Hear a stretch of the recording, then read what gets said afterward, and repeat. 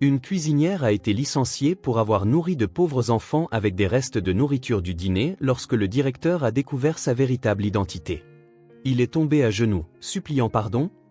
Avant de commencer les messages, vous devez savoir que vous n'êtes pas là, et c'est ainsi que vous quittez le canal que vous inscrivez, mais vous devez savoir plus si vous le faites. Everett Hawthorne est entré dans sa maison spacieuse située dans le quartier le plus exclusif de la ville, portant le poids de son ego gonflé. La journée avait été comme toutes les autres. Il donnait des ordres, humiliant ses subordonnés et se vantant du succès de la chaîne de snack-bar dont il était le directeur général. Il n'aurait jamais imaginé que quelque chose dans sa vie pourrait dérailler. En poussant la porte en bois massif, il trouva la pièce dans un silence étrange, presque inquiétant. Le parfum d'Adeline flottait encore dans l'air, mais quelque chose avait changé.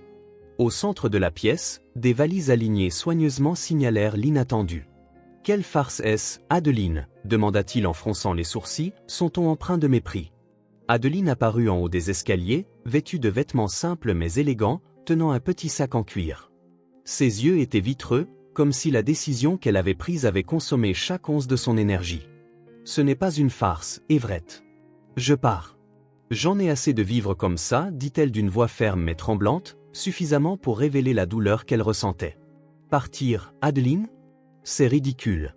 Tu ne peux pas simplement me quitter, c'est ta maison autant que la mienne, répondit-il, s'avançant vers elle avec des pas longs et confiants, comme si sa seule présence pouvait changer la situation.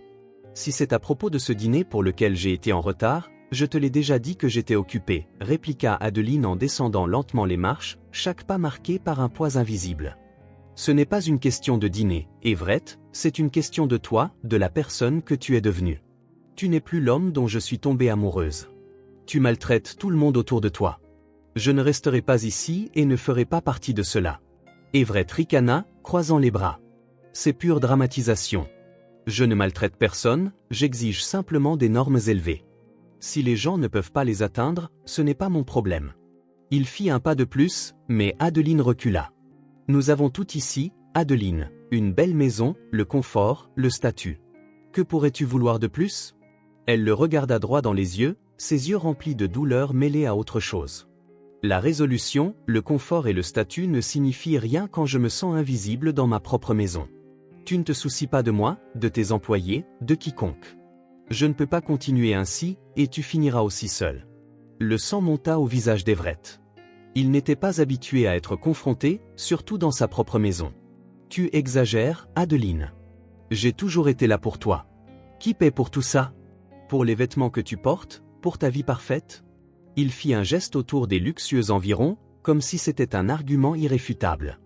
Adeline baissa la tête un instant, puis le regarda à nouveau. Alors tu penses que tout se résume à l'argent ? Ce n'est pas ce que tu achètes, Everett, c'est qui tu es. Et tu deviens une personne cruelle. Je préfère vivre dans une maison modeste que de rester ici et d'être traité comme un objet décoratif. Elle tenta de répondre, mais les mots semblaient fuir. Pour la première fois, Everett réalisa qu'Adeline était vraiment déterminée. Il fit un pas en arrière, masquant le léger tremblement de ses mains. « C'est ridicule » murmura-t-il comme s'il se le disait à lui-même. Adeline saisit les valises restantes et se dirigea vers la porte. Everett la suivit, désespéré de reprendre le contrôle de la situation. « Tu le regretteras, Adeline. Personne ne te donnera ce que je te donne, dit-il, sa voix mêlant colère et peur. Elle se retourna une dernière fois. Peut-être que je n'ai pas besoin de ce que tu peux offrir, Everett. Peut-être que j'ai besoin de quelque chose que tu n'es plus capable d'offrir, du respect.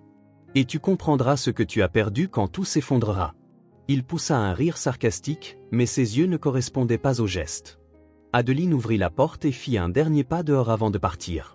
« Tu comprendras quand tu perdras tout, Everett, dit-elle d'une voix basse et inquiétante qui résonna dans la maison. Alors que la porte se fermait, Everett sentit le silence engloutir l'espace. Un instant, il resta immobile, regardant dans le vide. Puis, dans un accès de rage, il saisit un vase décoratif sur la table et le lança contre le mur. Le verre brisé se dispersa sur le sol, reflétant le désordre qu'il réalisa pour la première fois être présent aussi en lui. « Elle reviendra, elle réalisera qu'elle ne peut pas vivre sans ça », murmura-t-il presque comme un mantra. Il s'affaissa sur le canapé, son esprit tourbillonnant entre une fierté blessée et une étrange sensation de vide. Pour la première fois depuis des années, il ressentit quelque chose de différent, une ombre de doute. Mais il l'étouffa rapidement. Personne ne me quitte comme ça, elle reviendra, j'en suis sûr, répéta-t-il, essayant de se convaincre lui-même. Plus que quiconque, la colère brûlait en lui, mais il ne pouvait décider s'il était plus furieux contre Adeline ou contre lui-même. Il regarda les murs blancs impeccables du salon, les meubles coûteux et la décoration irréprochable, tous soigneusement choisis par elle. Maintenant, tout semblait sans vie, sans but. J'ai toujours tout donné pour elle, tout ça pour rien, pensa-t-il, frappant le bras du canapé alors qu'il sentait son rythme cardiaque s'accélérer. Everett se leva soudain, marchant d'avant en arrière dans la pièce comme un animal en cage. Il tenta de se souvenir des premières années avec Adeline, quand les choses étaient plus simples et la vie semblait plus légère. Il se demanda à quel moment il avait perdu le contrôle ou si elle exagérait sur qui il était devenu. « Je ne suis pas cruel, je sais juste ce que je veux et comment l'exiger des gens », se dit-il à voix haute, comme si le son pouvait réaffirmer sa conviction. Mais le vide à l'intérieur restait. Il s'arrêta devant le grand miroir du salon et regarda son propre reflet. Il vit un homme dans la trentaine, bien habillé mais avec des yeux pleins de lassitude et une expression dure qui ne semblait plus appartenir à ses souvenirs. Il réalisa que l'image de succès qu'il avait toujours convoitée manquait profondément de quelque chose. « Je n'ai pas besoin d'elle pour être qui je suis », déclara-t-il, mais les mots sonnaient creux, résonnant sans fermeté dans le silence oppressant. Il regarda le téléphone sur la table, envisageant d'appeler Adeline. L'idée d'entendre à nouveau sa voix mêlait soulagement et humiliation, mais il renonça et alla à la cuisine, où l'odeur de la nourriture réchauffée flottait encore dans l'air. Il se souvenait des moments où Adeline cuisait ses plats préférés et comment il critiquait souvent des détails mineurs, pensant que c'était normal. « Je voulais juste que tout soit parfait, est-ce si mal ?» murmura-t-il, mais la cuisine vide sembla répondre oui. Everett retourna au salon et se jeta de nouveau sur le canapé, regardant le plafond. Il tenta de trouver la faute en dehors de lui-même. Pression au travail, employés incompétents, tout semblait une justification raisonnable, mais le vide instantané à l'intérieur ne disparaissait pas. Peut-être qu'elle ne comprend tout simplement pas ce que c'est que de porter tout ce poids, pensa-t-il. Mais au fond de lui, il savait qu'Adeline avait toujours essayé d'être à ses côtés. Maintenant, il était seul pour y faire face.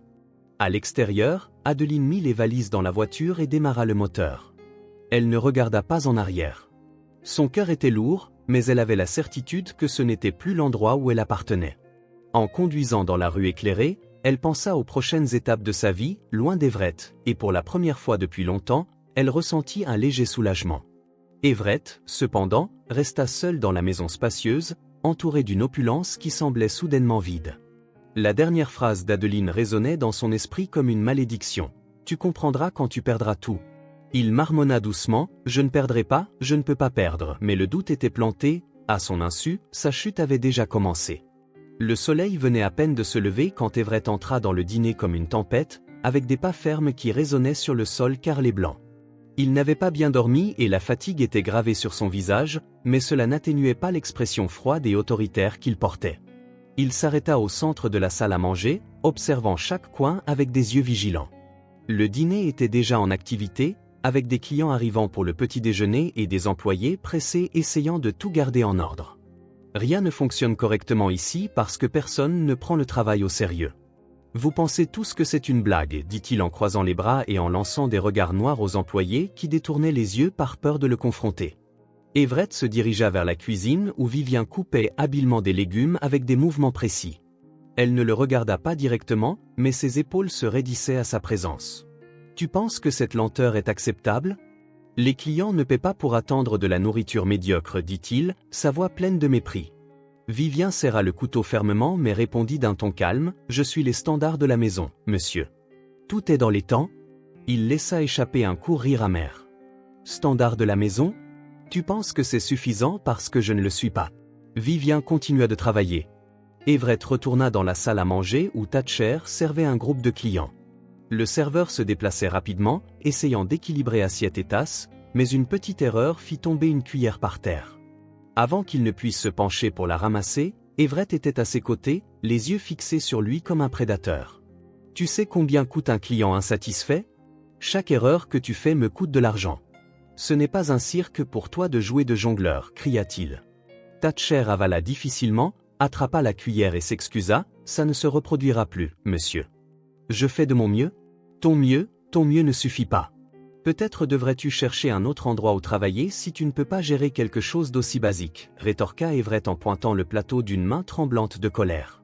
Thatcher resta silencieux, mais la tension dans l'air était palpable. Les clients regardaient discrètement, embarrassés par le spectacle. « Arrêtez de regarder, continuez à manger » cria Everett, sa voix résonnant dans la salle à manger. L'atmosphère dans le dîner devint lourde, chaque mouvement des employés était mesuré, chaque mot prononcé avec soin pour éviter la colère d'Everett. Vivien observait tout de loin, essayant de se concentrer sur son travail, mais il était difficile d'ignorer les cris qui perçaient la porte de la cuisine. « Je dois juste finir mon service » pensa-t-elle en coupant les ingrédients avec plus de vigueur que nécessaire.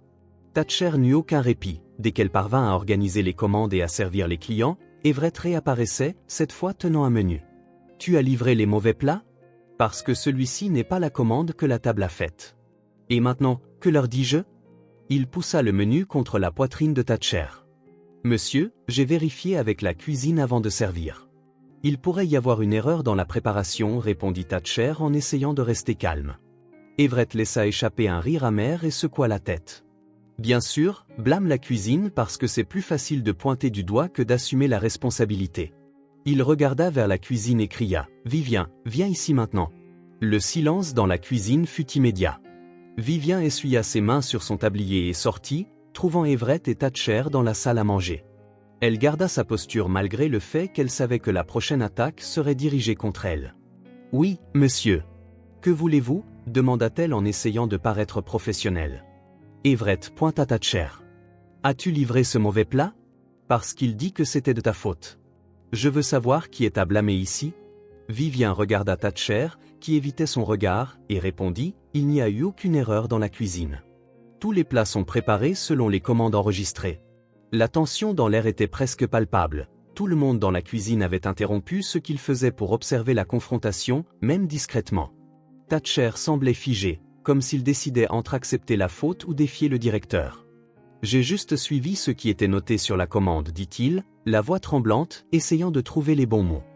Peut-être que quelque chose a été modifié dans le système. » Everett s'inclina légèrement en avant avec un regard défiant. « Modifié ? Tu veux dire que nous avons maintenant un système fantôme qui fait des erreurs tout seul, ou est-ce que c'est simplement que tu ne sais plus faire ton travail ?» Everett croisa les bras et la regarda fixement. « Alors, tu dis qu'il ment ? Parce que si c'est le cas, je veux une explication. » Elle prit une profonde inspiration avant de répondre. « Je ne dis pas qu'il ment, je dis juste que la cuisine a fait sa part. » Thatcher leva finalement la tête et dit « Peut-être que j'ai mélangé les commandes. Je vais le corriger immédiatement. » La posture d'Everett semblait dominer l'environnement. Enfin, quelqu'un prend la responsabilité, mais il est trop tard pour réparer les dégâts. Penses-tu que les clients oublieront ? Sa voix, chargée de mépris, résonna dans le petit espace. Certains clients dans la salle à manger commencèrent à remarquer le bruit, jetant des regards vers la cuisine. « Tu apprends quelque chose de ça ? Parce que je l'espère, non. Je ne tolérerai pas l'incompétence ici, dit-il en s'adressant à tous les présents. » Les yeux de Vivien brillaient d'un mélange de frustration et de fatigue. Elle savait que toute réponse supplémentaire pourrait aggraver la situation. « Puis-je retourner à la cuisine ? Nous avons encore des commandes en attente, dit-elle en gardant sa voix contrôlée. Everett acquiesça en la renvoyant d'un geste impatient. « Va, et j'espère que ça ne se reproduira pas, dit-il avant de tourner son attention vers Thatcher. » Alors qu'elle retournait au comptoir de travail, Vivien entendit le son étouffé d'Everett réprimandant Thatcher une fois de plus. « Ça ne va pas bien finir, pensa-t-elle, ressentant le poids d'une lassitude qui n'était pas seulement physique. Il doit arrêter avant que quelqu'un explose. » Même avec ses mains occupées à préparer les ingrédients, ses pensées étaient lointaines, imaginant jusqu'où la situation pourrait aller. Thatcher tenta de continuer son travail, mais la tension était évidente dans chaque mouvement. Les clients semblaient également mal à l'aise, évitant d'appeler le serveur ou de faire des plaintes. « Tu fais peur à tout le monde, pensa Vivien en entendant ses pas résonner dans la salle à manger alors qu'elle travaillait dans la cuisine. Pourtant, elle s'efforça de maintenir la productivité. Le cliquetis des casseroles dans la cuisine augmenta à mesure que les commandes s'accumulaient, mais personne n'osait parler trop fort. Le silence n'était brisé que par les ordres courts d'Everett alors qu'il continuait de patrouiller l'espace. Il revint finalement dans la cuisine où il prit une feuille de contrôle avec un regard chargé de mécontentement. « Il y a quelque chose qui ne va pas ici » commença-t-il d'une voix plus basse mais tout aussi menaçante. Les comptes ne collent pas, une partie de la nourriture disparaît et je veux savoir qui vole. Vivien sentit un frisson parcourir son échine, bien qu'elle sache qu'elle n'avait rien à voir avec cela. Le ton d'Everett faisait culpabiliser tout le monde. Thatcher, qui venait d'entrer dans la cuisine, baissa les yeux et commença à ranger les assiettes dans l'évier, essayant d'éviter tout contact visuel. Ça devient un cauchemar, pensa Vivien en continuant de préparer le prochain repas. Le silence tomba sur la cuisine comme un nuage lourd. Vivien échangea des regards avec d'autres collègues, mais personne n'osa parler. Everett regarda chacun d'eux comme s'il pouvait identifier le coupable rien qu'en regardant leurs expressions. « Tu penses que je ne vais pas découvrir ? Tu te trompes. Quoi qu'il en soit, qu'importe qui c'est, tu ferais mieux de confesser avant que je ne le découvre par moi-même, menaça-t-il, sa voix froide et pleine d'intention. La tension semblait grandir chaque seconde, même les bruits typiques de la cuisine, le grésillement de l'huile, le son du couteau contre la planche à découper, semblaient avoir été avalés par l'atmosphère lourde. Il ne va pas arrêter tant qu'il ne trouvera pas un coupable, pensa Vivien, essayant de dissimuler sa nervosité en remuant une casserole. Le sentiment d'être constamment surveillé par Everett était suffocant. Everett promettra de licencier le coupable et la tension dans le dîner atteignit son apogée. Personne ne savait ce qui allait se passer ensuite, mais tout le monde sentait que le pire était à venir. « Je vais régler ça, même si je dois retourner ce dîner à l'envers, déclara-t-il en quittant la cuisine avec des pas fermes. L'atmosphère de la cuisine restait étouffante, le personnel échangeant à peine des mots, craignant que toute erreur puisse attirer la colère d'Everett. Vivien, cependant, gardait un regard fixe sur la tâche devant elle en coupant les légumes, son esprit travaillant rapidement pour calculer comment elle pouvait continuer à aider les enfants sans être découverte. Ça ne peut pas s'arrêter, pensa-t-elle, ressentant le poids de la responsabilité. Ils ont plus besoin de cette nourriture que cet endroit a besoin d'économiser des centimes. Everett entra soudainement dans la porte, la claquant contre le mur, interrompant le bref silence. « As-tu trouvé quelque chose de suspect jusqu'à présent » demanda-t-il, ses yeux scrutant la pièce. Personne n'osa répondre. Vivien détourna le regard pour éviter d'attirer l'attention. « Tu penses que je plaisante ? Je veux des rapports complets d'ici la fin de la journée, cria-t-il avant de repartir, laissant une traînée de tension derrière lui. Il ne faudra pas longtemps avant qu'il trouve quelque chose, pensa-t-elle, sentant le temps jouer contre elle. Lorsque la cuisine retrouva enfin une routine fragile, Vivien prit une décision. Elle attendit que le flux de clients ralentisse, profitant du moment de tranquillité relative pour commencer discrètement à organiser les restes du déjeuner dans de petits conteneurs. Chaque portion était placée avec soin, son cœur battant à chaque son venant de la salle à manger. « Je dois être rapide, je ne peux pas risquer que quelqu'un me voie, murmura-t-elle en jetant un coup d'œil de côté vers la porte. Thatcher réalisa ce qu'elle faisait et s'approcha, parlant doucement. « Es-tu folle ? S'il le découvre, ce sera la fin pour toi. » Elle le regarda avec détermination. « Je préfère prendre le risque que de laisser ces enfants sans rien manger. Quelqu'un doit faire quelque chose. » Thatcher hésita un instant mais secoua la tête. « Tu es plus courageuse que moi, bonne chance, dit-il en retournant à son travail avec un regard inquiet. L'après-midi passa et Vivien prit chaque pause entre les commandes pour emballer davantage de boîtes à déjeuner. L'odeur de la nourriture fraîche remplissait l'air, se mêlant à l'anxiété qui grandissait à chaque minute qui passait. Lorsqu'elle eut enfin fini, elle mit tout dans un grand sac et attendit que la salle à manger soit suffisamment occupée pour qu'Everett soit distrait. Maintenant ou jamais, pensa-t-elle en se dirigeant vers la sortie arrière. Dehors, le soleil brûlait l'allée étroite où quelques enfants l'attendaient déjà. Leurs visages sales et leurs yeux brillants révélaient à la fois la faim et la gratitude. « Tiens, voilà, dit-elle en distribuant les boîtes à déjeuner avec un sourire. Mangez lentement et partagez avec qui vous pouvez. » Une petite fille prit ses mains et murmura « Merci, madame, vous êtes un ange. » Ce commentaire fit lui avoir le cœur serré. « Je fais juste ce qui est bien, répondit-elle, sentant les larmes menacer de tomber alors que les enfants commençaient à manger. Le lourd bruit des pas résonna dans l'allée. Vivien sentit son sang se glacer en réalisant qui était là.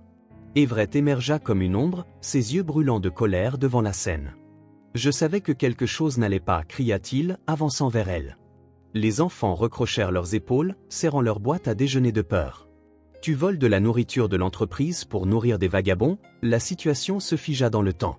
Les enfants regardèrent Vivien qui, malgré la peur montant le long de son échine, teintit la position. « Ce n'est pas du vol, monsieur.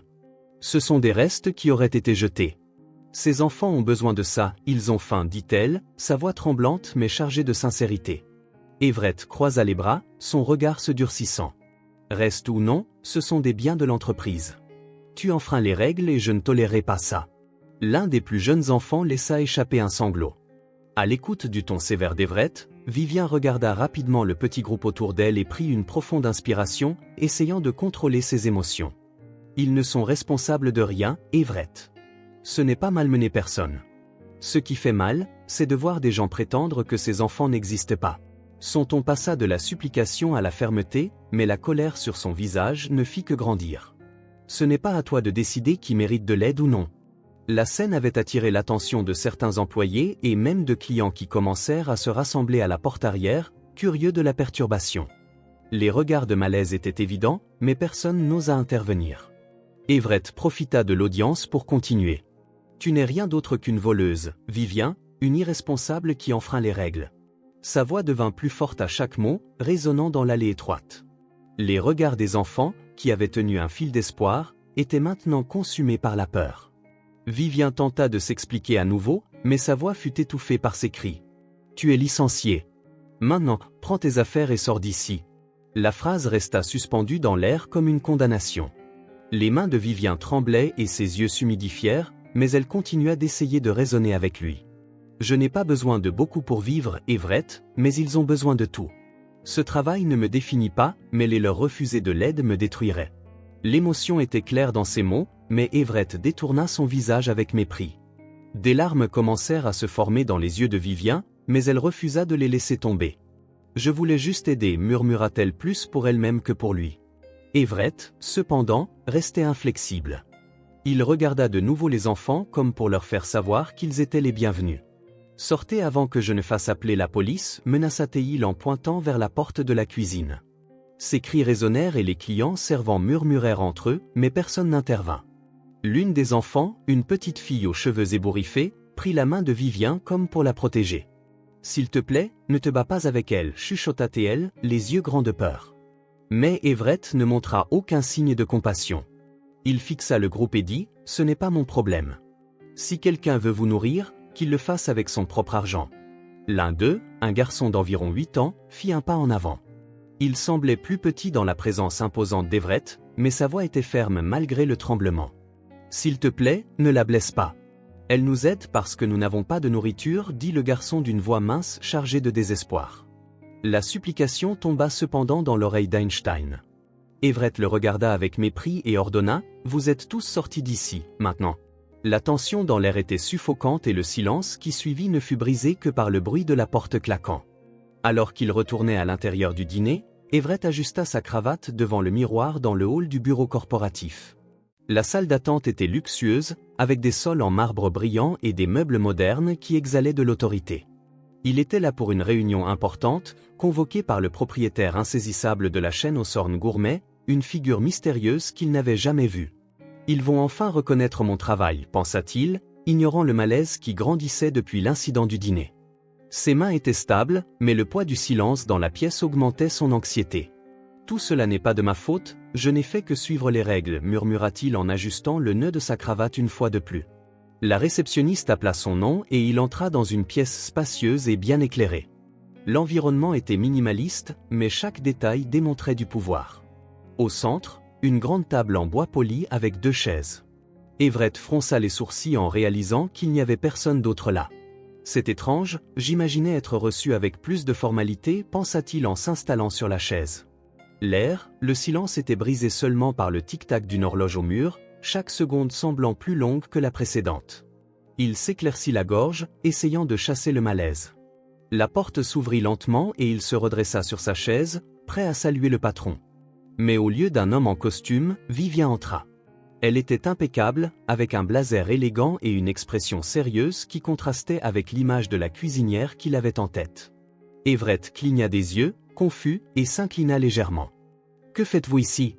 Est-ce une sorte de blague ?» Laissa échapper un rire nerveux, s'attendant à une explication. Vivien s'arrêta près de la table, le regardant directement. « Non, Everett, ce n'est pas une blague, » dit-elle avec une calme qui augmenta le malaise dans la pièce. Everett secoua la tête, riant de nouveau, mais cette fois plus hésitant. « Quoi que tu essaies de faire, ça ne va pas marcher. Cette pièce n'est pas pour des employés comme toi, dit-il en croisant les bras. Vivien maintint sa posture, mais son ton devint plus ferme. Tu as raison, cette pièce n'est pas pour des employés comme moi, c'est pour les propriétaires. Je suis Vivien Hawthorne, PDG de la chaîne. Tu penses tout savoir, les mots tranchèrent l'air, laissant Everett sans voix. Il cligna des yeux plusieurs fois, essayant de traiter l'information. Qu'est-ce que cela n'a pas de sens, balbutia-t-il en s'inclinant légèrement, essayant de lire son visage. Tu dis que tu es la propriétaire? C'est une sorte de test? Quelqu'un t'a dit de faire ça? Le ton de l'incrédulité céda la place à une préoccupation croissante. J'ai passé des semaines dans mes dîners pour évaluer le comportement de mes directeurs et ce que j'ai trouvé était décevant. Pour le moins, répondit Vivien en croisant les bras, regardant Everett se tortiller sur sa chaise. Everett sentit une chaleur monter à son visage, mais il tenta de se recomposer. Si c'est vrai, tu devrais savoir que je gère cette unité efficacement. Nous avons atteint tous nos objectifs ces derniers mois, dit-il défensivement. Vivien secoua lentement la tête, comme en réprimandant un enfant. Atteindre des objectifs financiers au détriment de l'éthique et du respect humain n'est pas quelque chose que je considère comme un mérite. Ta gestion était basée sur la peur et l'humiliation, Everett, déclara-t-elle fermement, sa voix le poussant à détourner les yeux un instant. Everett prit une profonde inspiration, essayant de trouver une échappatoire dans ce qu'elle disait. J'ai fait ce qu'il fallait pour maintenir les standards de l'entreprise.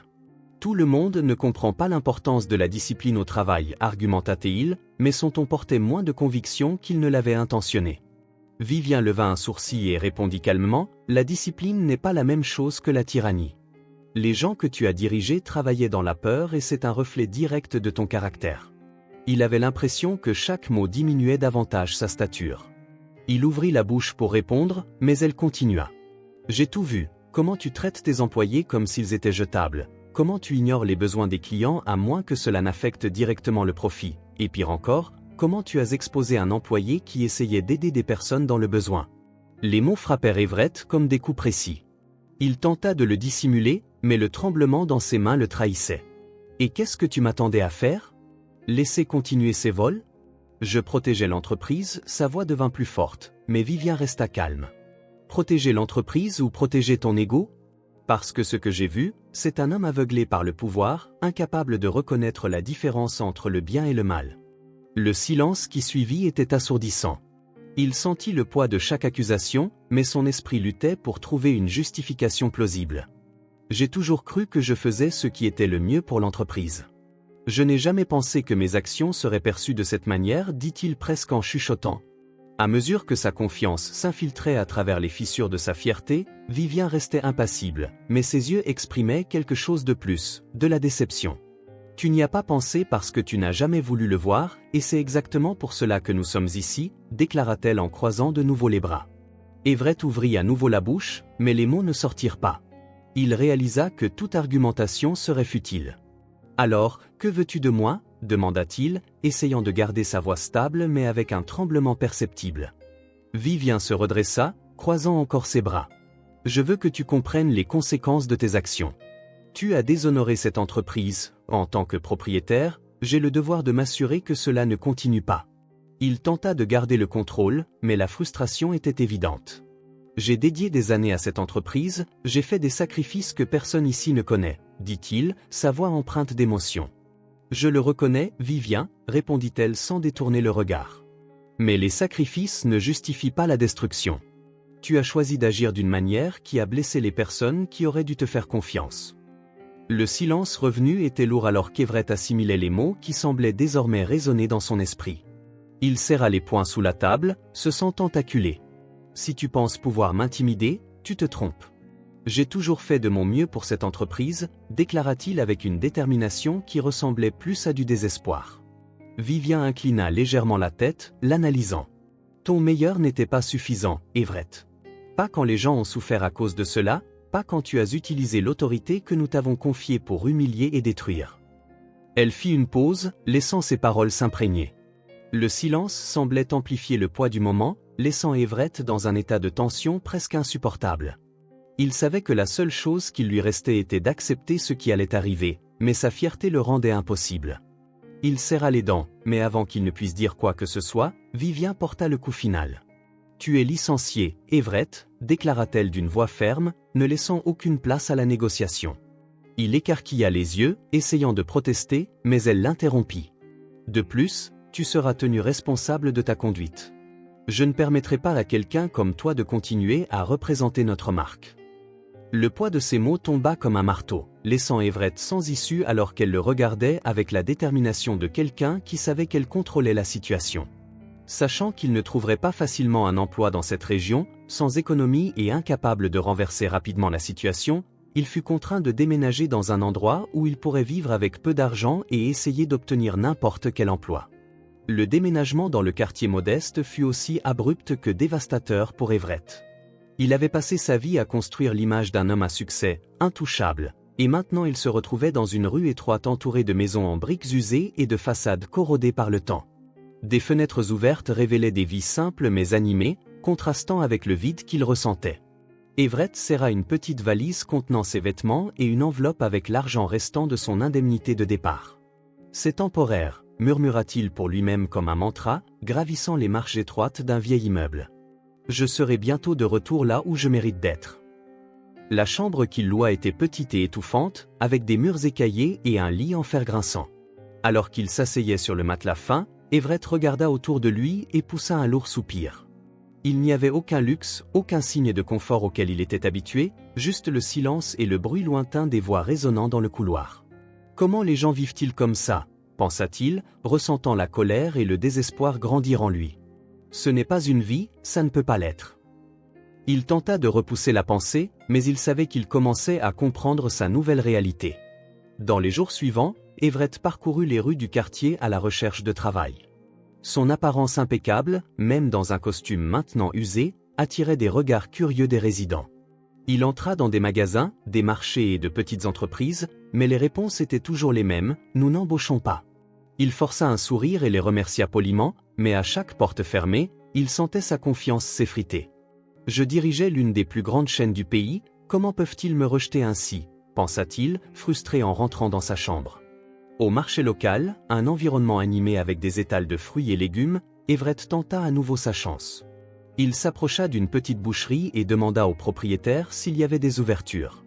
L'homme le regarda de haut en bas et secoua la tête. « Nous n'avons rien ici, et même si nous en avions, tu ne sembles pas le genre de personne capable de gérer ce travail. » L'humiliation fut instantanée, mais Everett tenta de garder son calme. « Je veux juste une chance, je peux apprendre vite, » insista-t-il, mais le propriétaire haussa les épaules et retourna à son travail. « Passe ton chemin, mon gars, ce n'est pas un endroit pour toi. » En quittant le marché, Everett entendit un rire familier.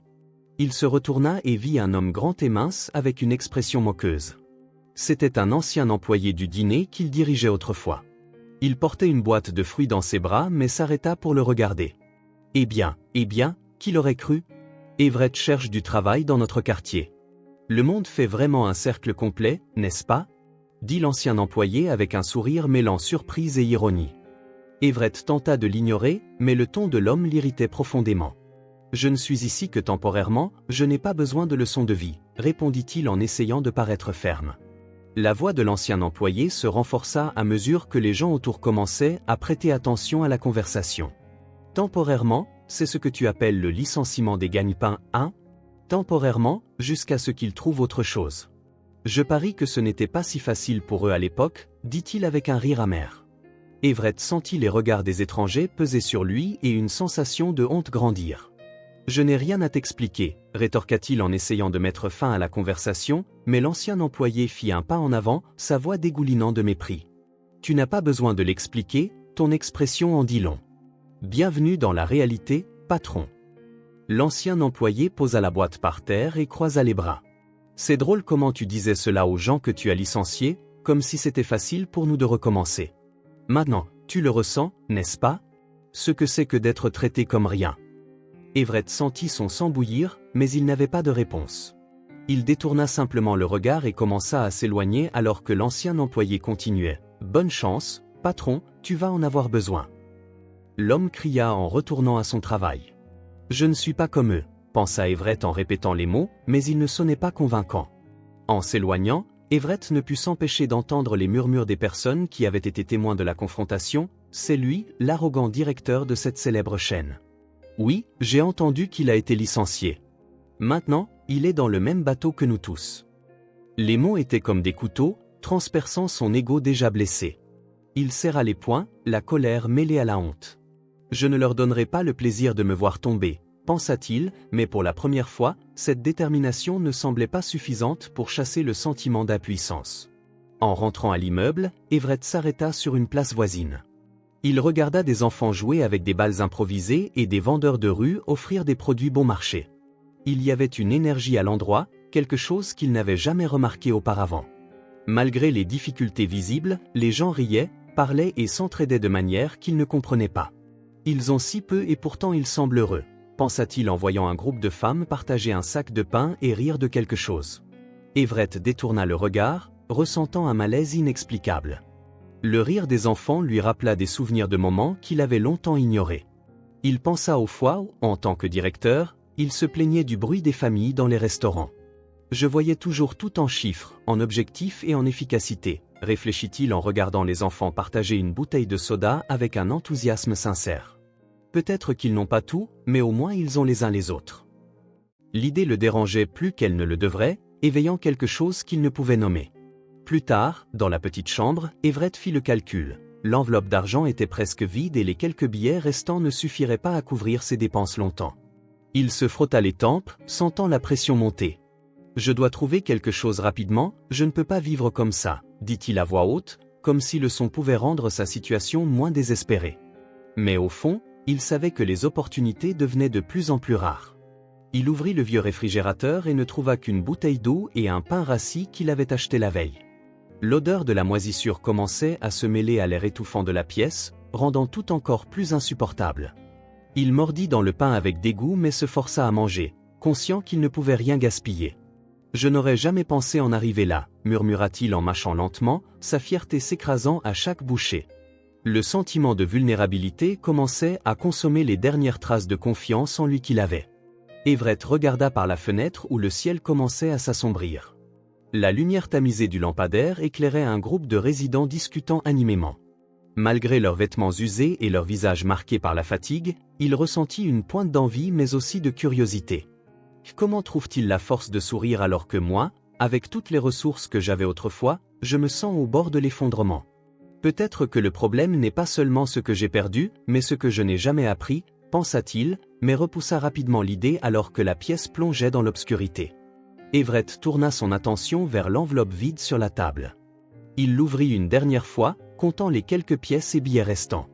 L'argent était épuisé et il ne savait pas comment il allait se nourrir le lendemain. Le sentiment de vulnérabilité le consumait, le laissant perdu dans des pensées qu'il n'aurait jamais imaginé avoir. La faim et le désespoir conduisirent Everett au petit restaurant de quartier qu'il avait vu dans la rue principale de la région. Le simple panneau aux lettres fanées indiquait « Cuisine de Sterling ». L'arôme de la nourriture faite maison s'échappait des fenêtres ouvertes et le bruit des casseroles et des rires résonnait dans l'espace. Everett hésita avant d'entrer, sa main posant dans l'air comme pour toucher une barrière invisible. « J'étais directeur d'une chaîne de restaurants », pensa-t-il. « Maintenant, je suis ici à quémander un emploi. » Il prit une profonde inspiration et ouvrit la porte, essayant d'ignorer le sentiment de honte qui l'envahissait.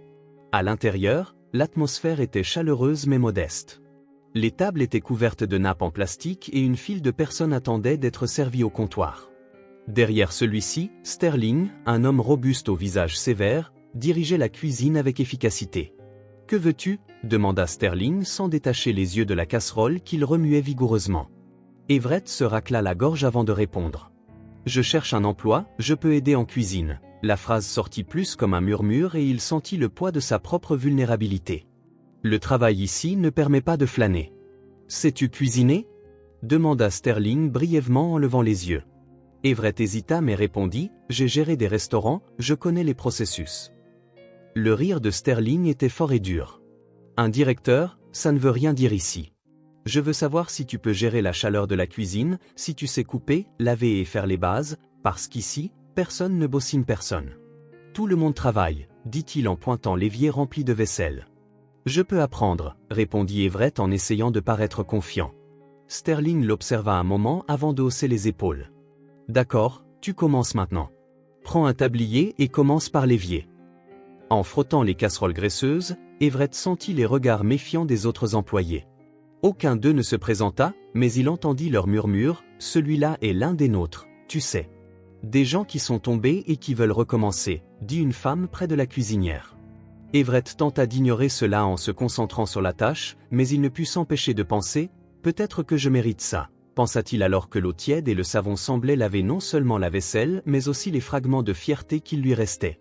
Sterling passa près de lui, apportant plus de vaisselle sale. « Plus vite, gamin, on n'a pas de temps pour les contemplations », dit-il d'un ton direct mais sans cruauté.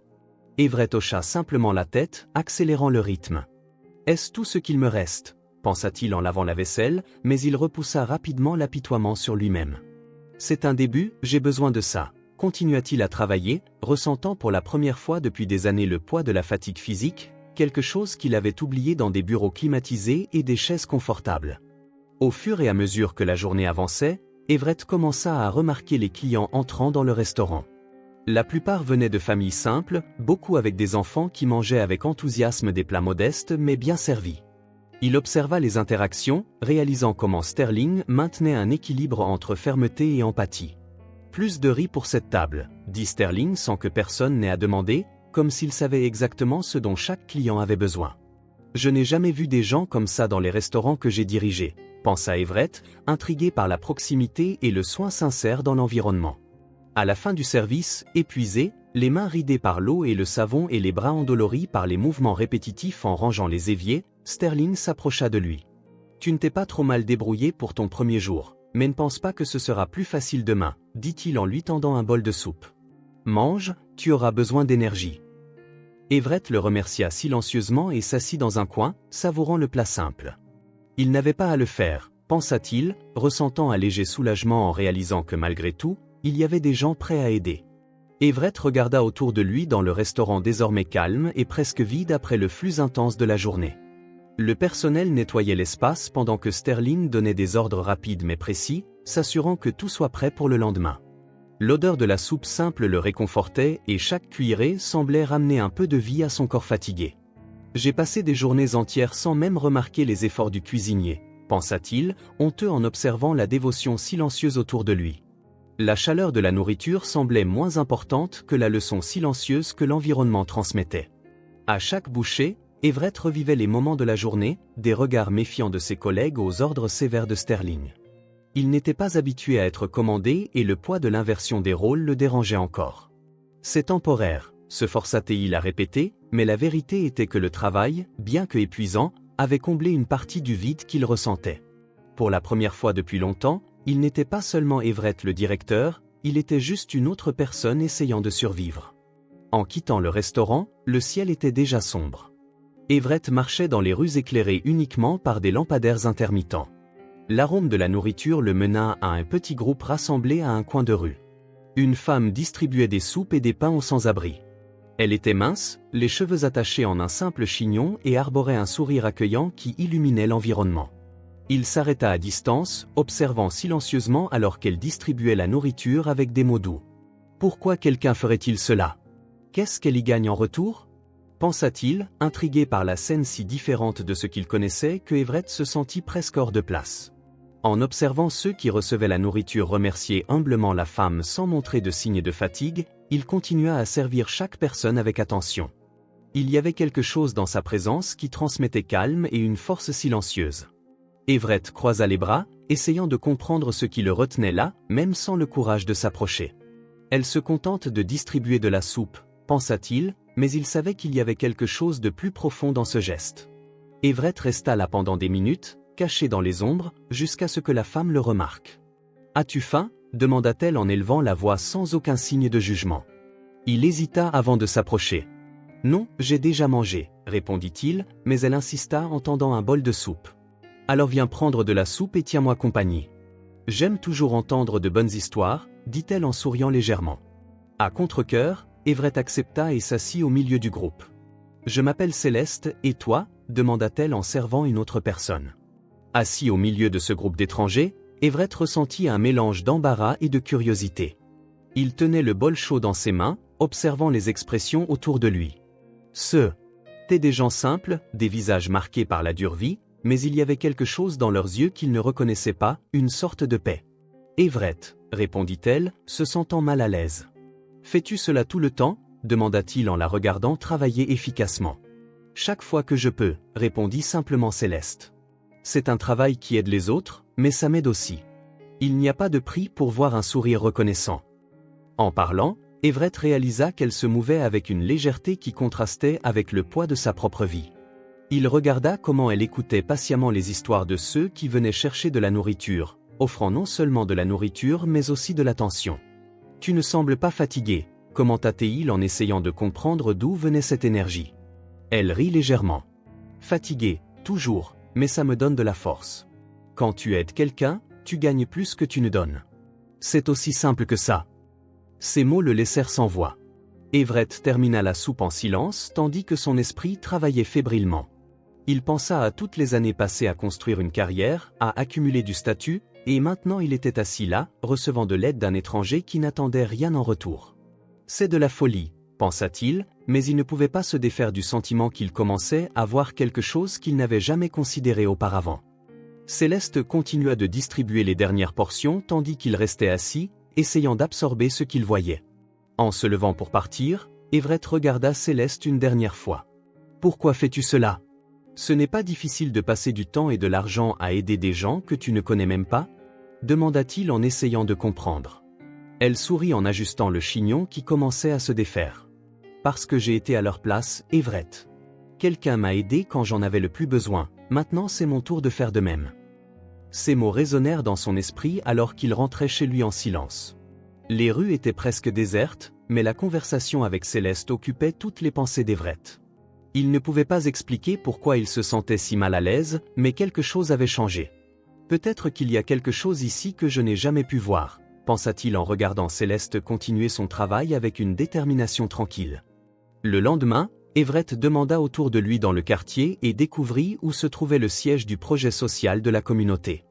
Il marcha avec des pas hésitants vers le centre communautaire où Céleste organisait le projet social. La façade simple avec un panneau indiquant « Maison du pain » était presque inaperçue au milieu du quartier animé. Il s'arrêta à l'entrée, tenant la nervosité croissante dans sa poitrine. « Pourquoi est-ce que je fais ça ?» pensa-t-il, mais il savait que la réponse résidait dans le regard de Céleste la veille. Il prit une profonde inspiration et entra. Il avait besoin d'aide, pensa-t-il comme une manière de se préparer. En franchissant le seuil, il fut accueilli par l'arôme réconfortant du pain fraîchement cuit et les voix joyeuses des enfants. Céleste était dans la cuisine, portant un tablier taché de fleurs et remuant une grande marmite. « Tu es revenu » dit-elle en souriant légèrement mais avec un sourcil levé, clairement curieuse. Everett hocha la tête, embarrassé. « Oui, j'ai réfléchi à ce que tu as dit et je pense que je veux aider. Je sais cuisiner, je peux faire ça ici, dit-il d'une voix ferme mais chargée de vulnérabilité. Céleste s'arrêta dans ce qu'elle faisait et le regarda, évaluant sa proposition. Tout le monde ici aide parce qu'il le veut, Everett. Il n'y a ni paiement, ni reconnaissance, juste du travail acharné et la volonté de faire une différence. Es-tu prêt pour ça ? Demanda-t-elle en gardant un ton sérieux. Il sentit le poids de la question et répondit en essayant de paraître confiant. J'ai besoin de faire quelque chose qui a du sens, je pense que c'est ce dont j'ai besoin maintenant. Céleste le regarda pendant quelques secondes de plus avant de pointer vers une pile de légumes. Commence par éplucher ces pommes de terre, voyons de quoi tu es capable. Everett mit un tablier et s'approcha du comptoir où un autre bénévole travaillait en silence. Il le regarda avec suspicion mais ne dit rien. Le silence entre eux était palpable, mais Everett décida de se concentrer sur la tâche. Il commença à éplucher les pommes de terre, ses mouvements maladroits trahissant son manque de pratique. « C'est plus difficile que ça en a l'air », murmura-t-il en essayant de tenir une pomme de terre glissante.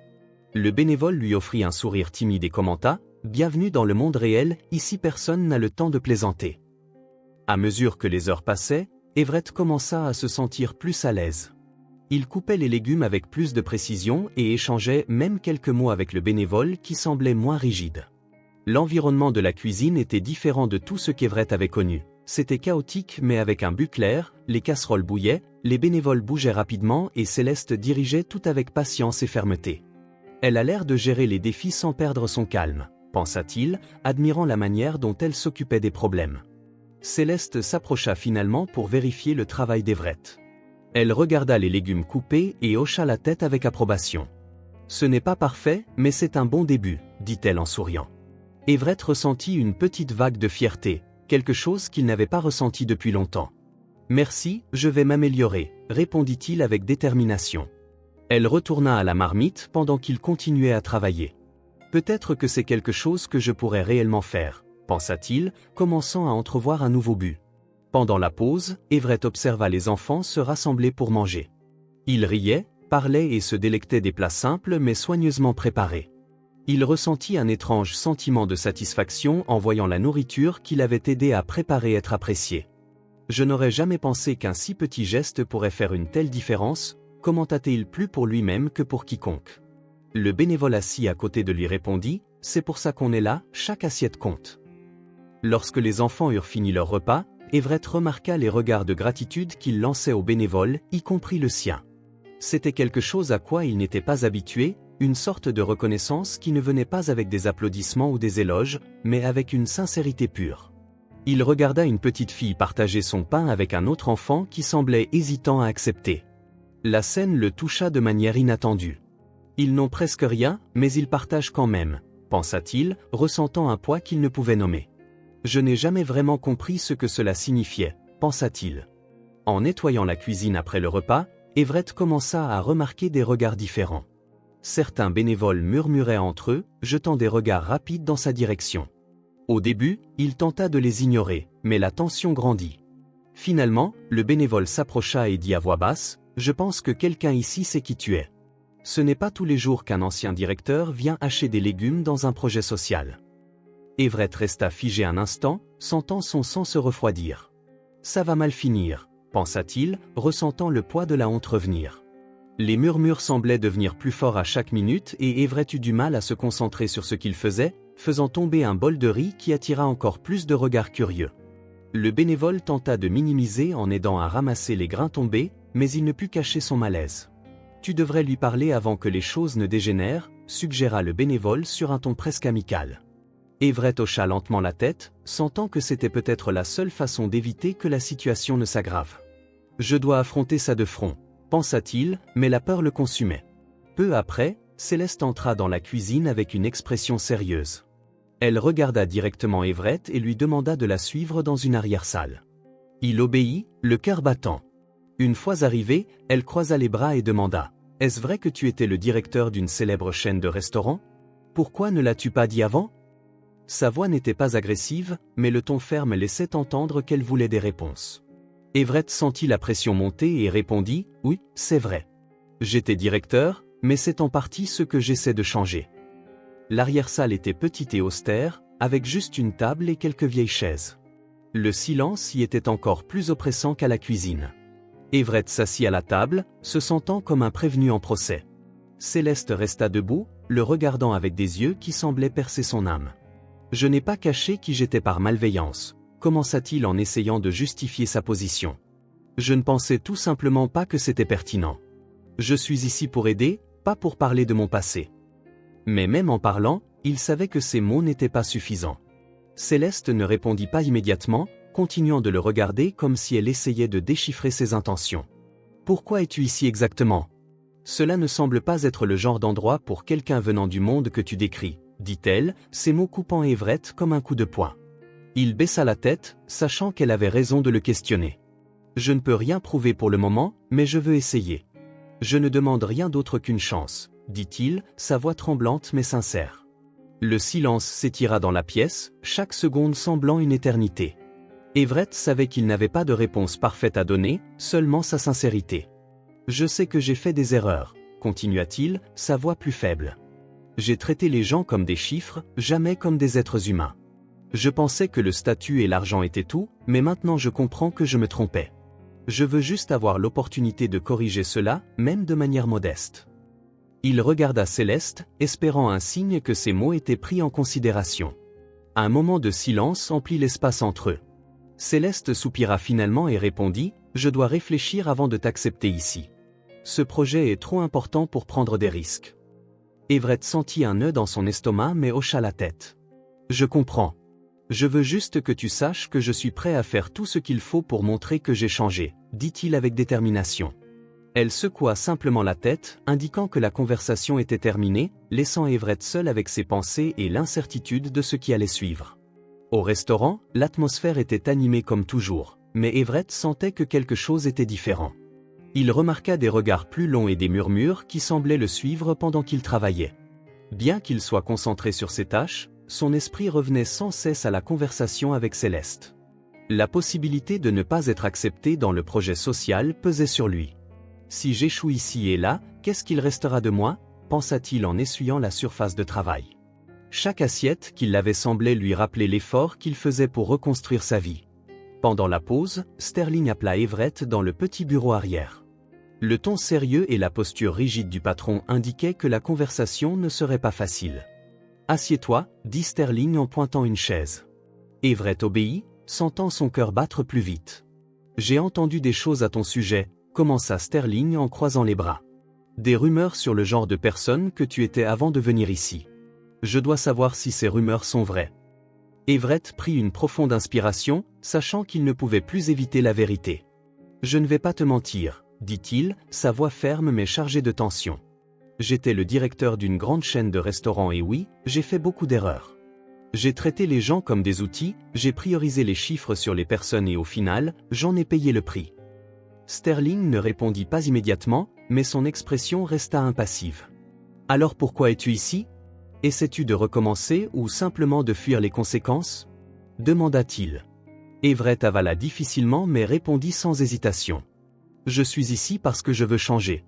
J'ai réalisé que la vie que je menais n'avait aucun but.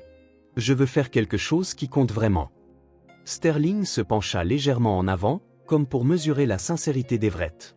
Les gens peuvent changer, mais ce n'est pas quelque chose qui se fait du jour au lendemain, dit-il d'un ton grave.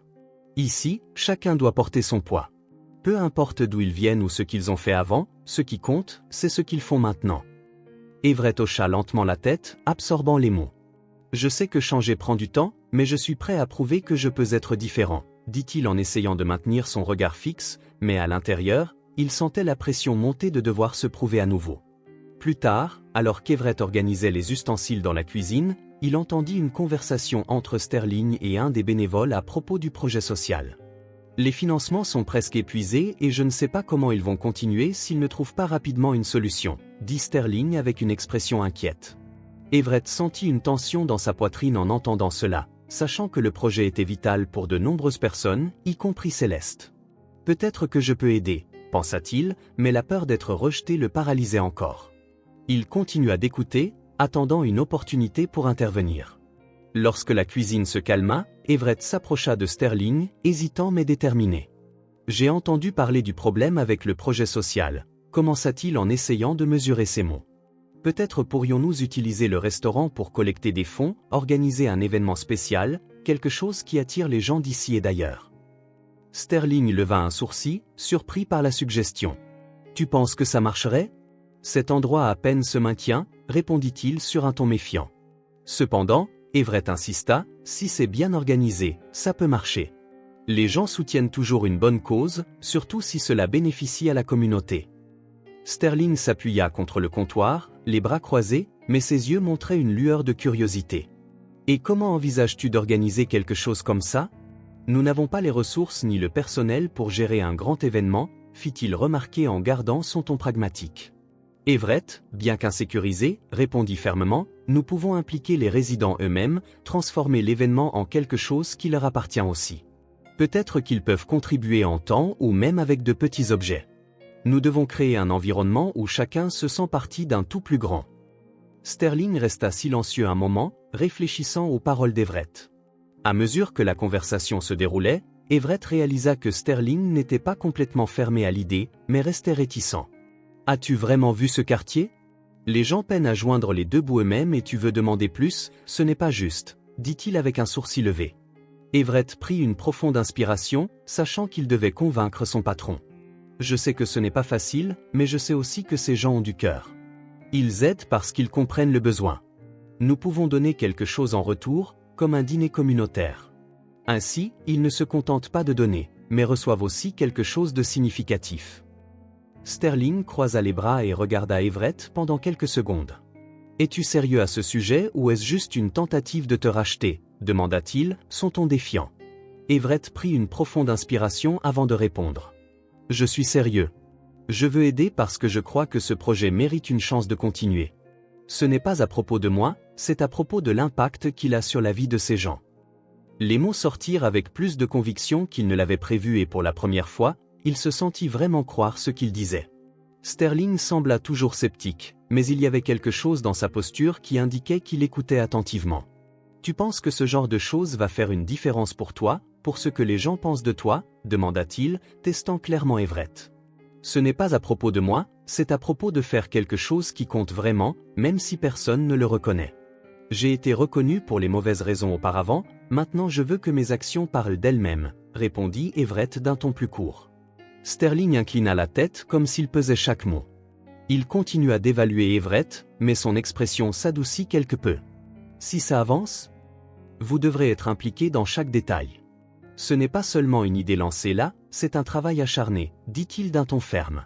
Everett acquiesça immédiatement. « Je sais. Je suis prêt à faire tout ce qu'il faut. » Sterling semblait encore dubitatif, mais il y avait un éclat dans ses yeux qui suggérait qu'il était prêt à considérer l'idée. « D'accord, réfléchissons à comment cela pourrait fonctionner, mais je serai clair, si vous échouez, il n'y aura pas de seconde chance. » La conversation fut interrompue par un client entrant dans la cuisine pour demander une commande. Alors que Sterling s'éloignait pour s'occuper de la situation, Everett resta seul, réfléchissant à ce qui venait de se passer. « C'est ma chance de prouver que je suis différent, pensa-t-il, ressentant un mélange d'espoir et de peur. Il savait que convaincre Sterling et les autres ne serait pas facile, mais il était prêt à essayer. « Je ne peux pas rater ça, pas cette fois, » se dit-il en serrant les poings avec détermination. À la fin du service, alors que tout le monde nettoyait et organisait les ustensiles, Everett entendit des murmures. Le personnel commentait la rumeur qui circulait, l'ancien manager essayant de faire quelque chose pour le quartier. Il tenta de l'ignorer, mais les mots pénétrèrent son esprit. « Il pense que je suis un imposteur, » pensa-t-il, retenant son souffle pour ne pas réagir.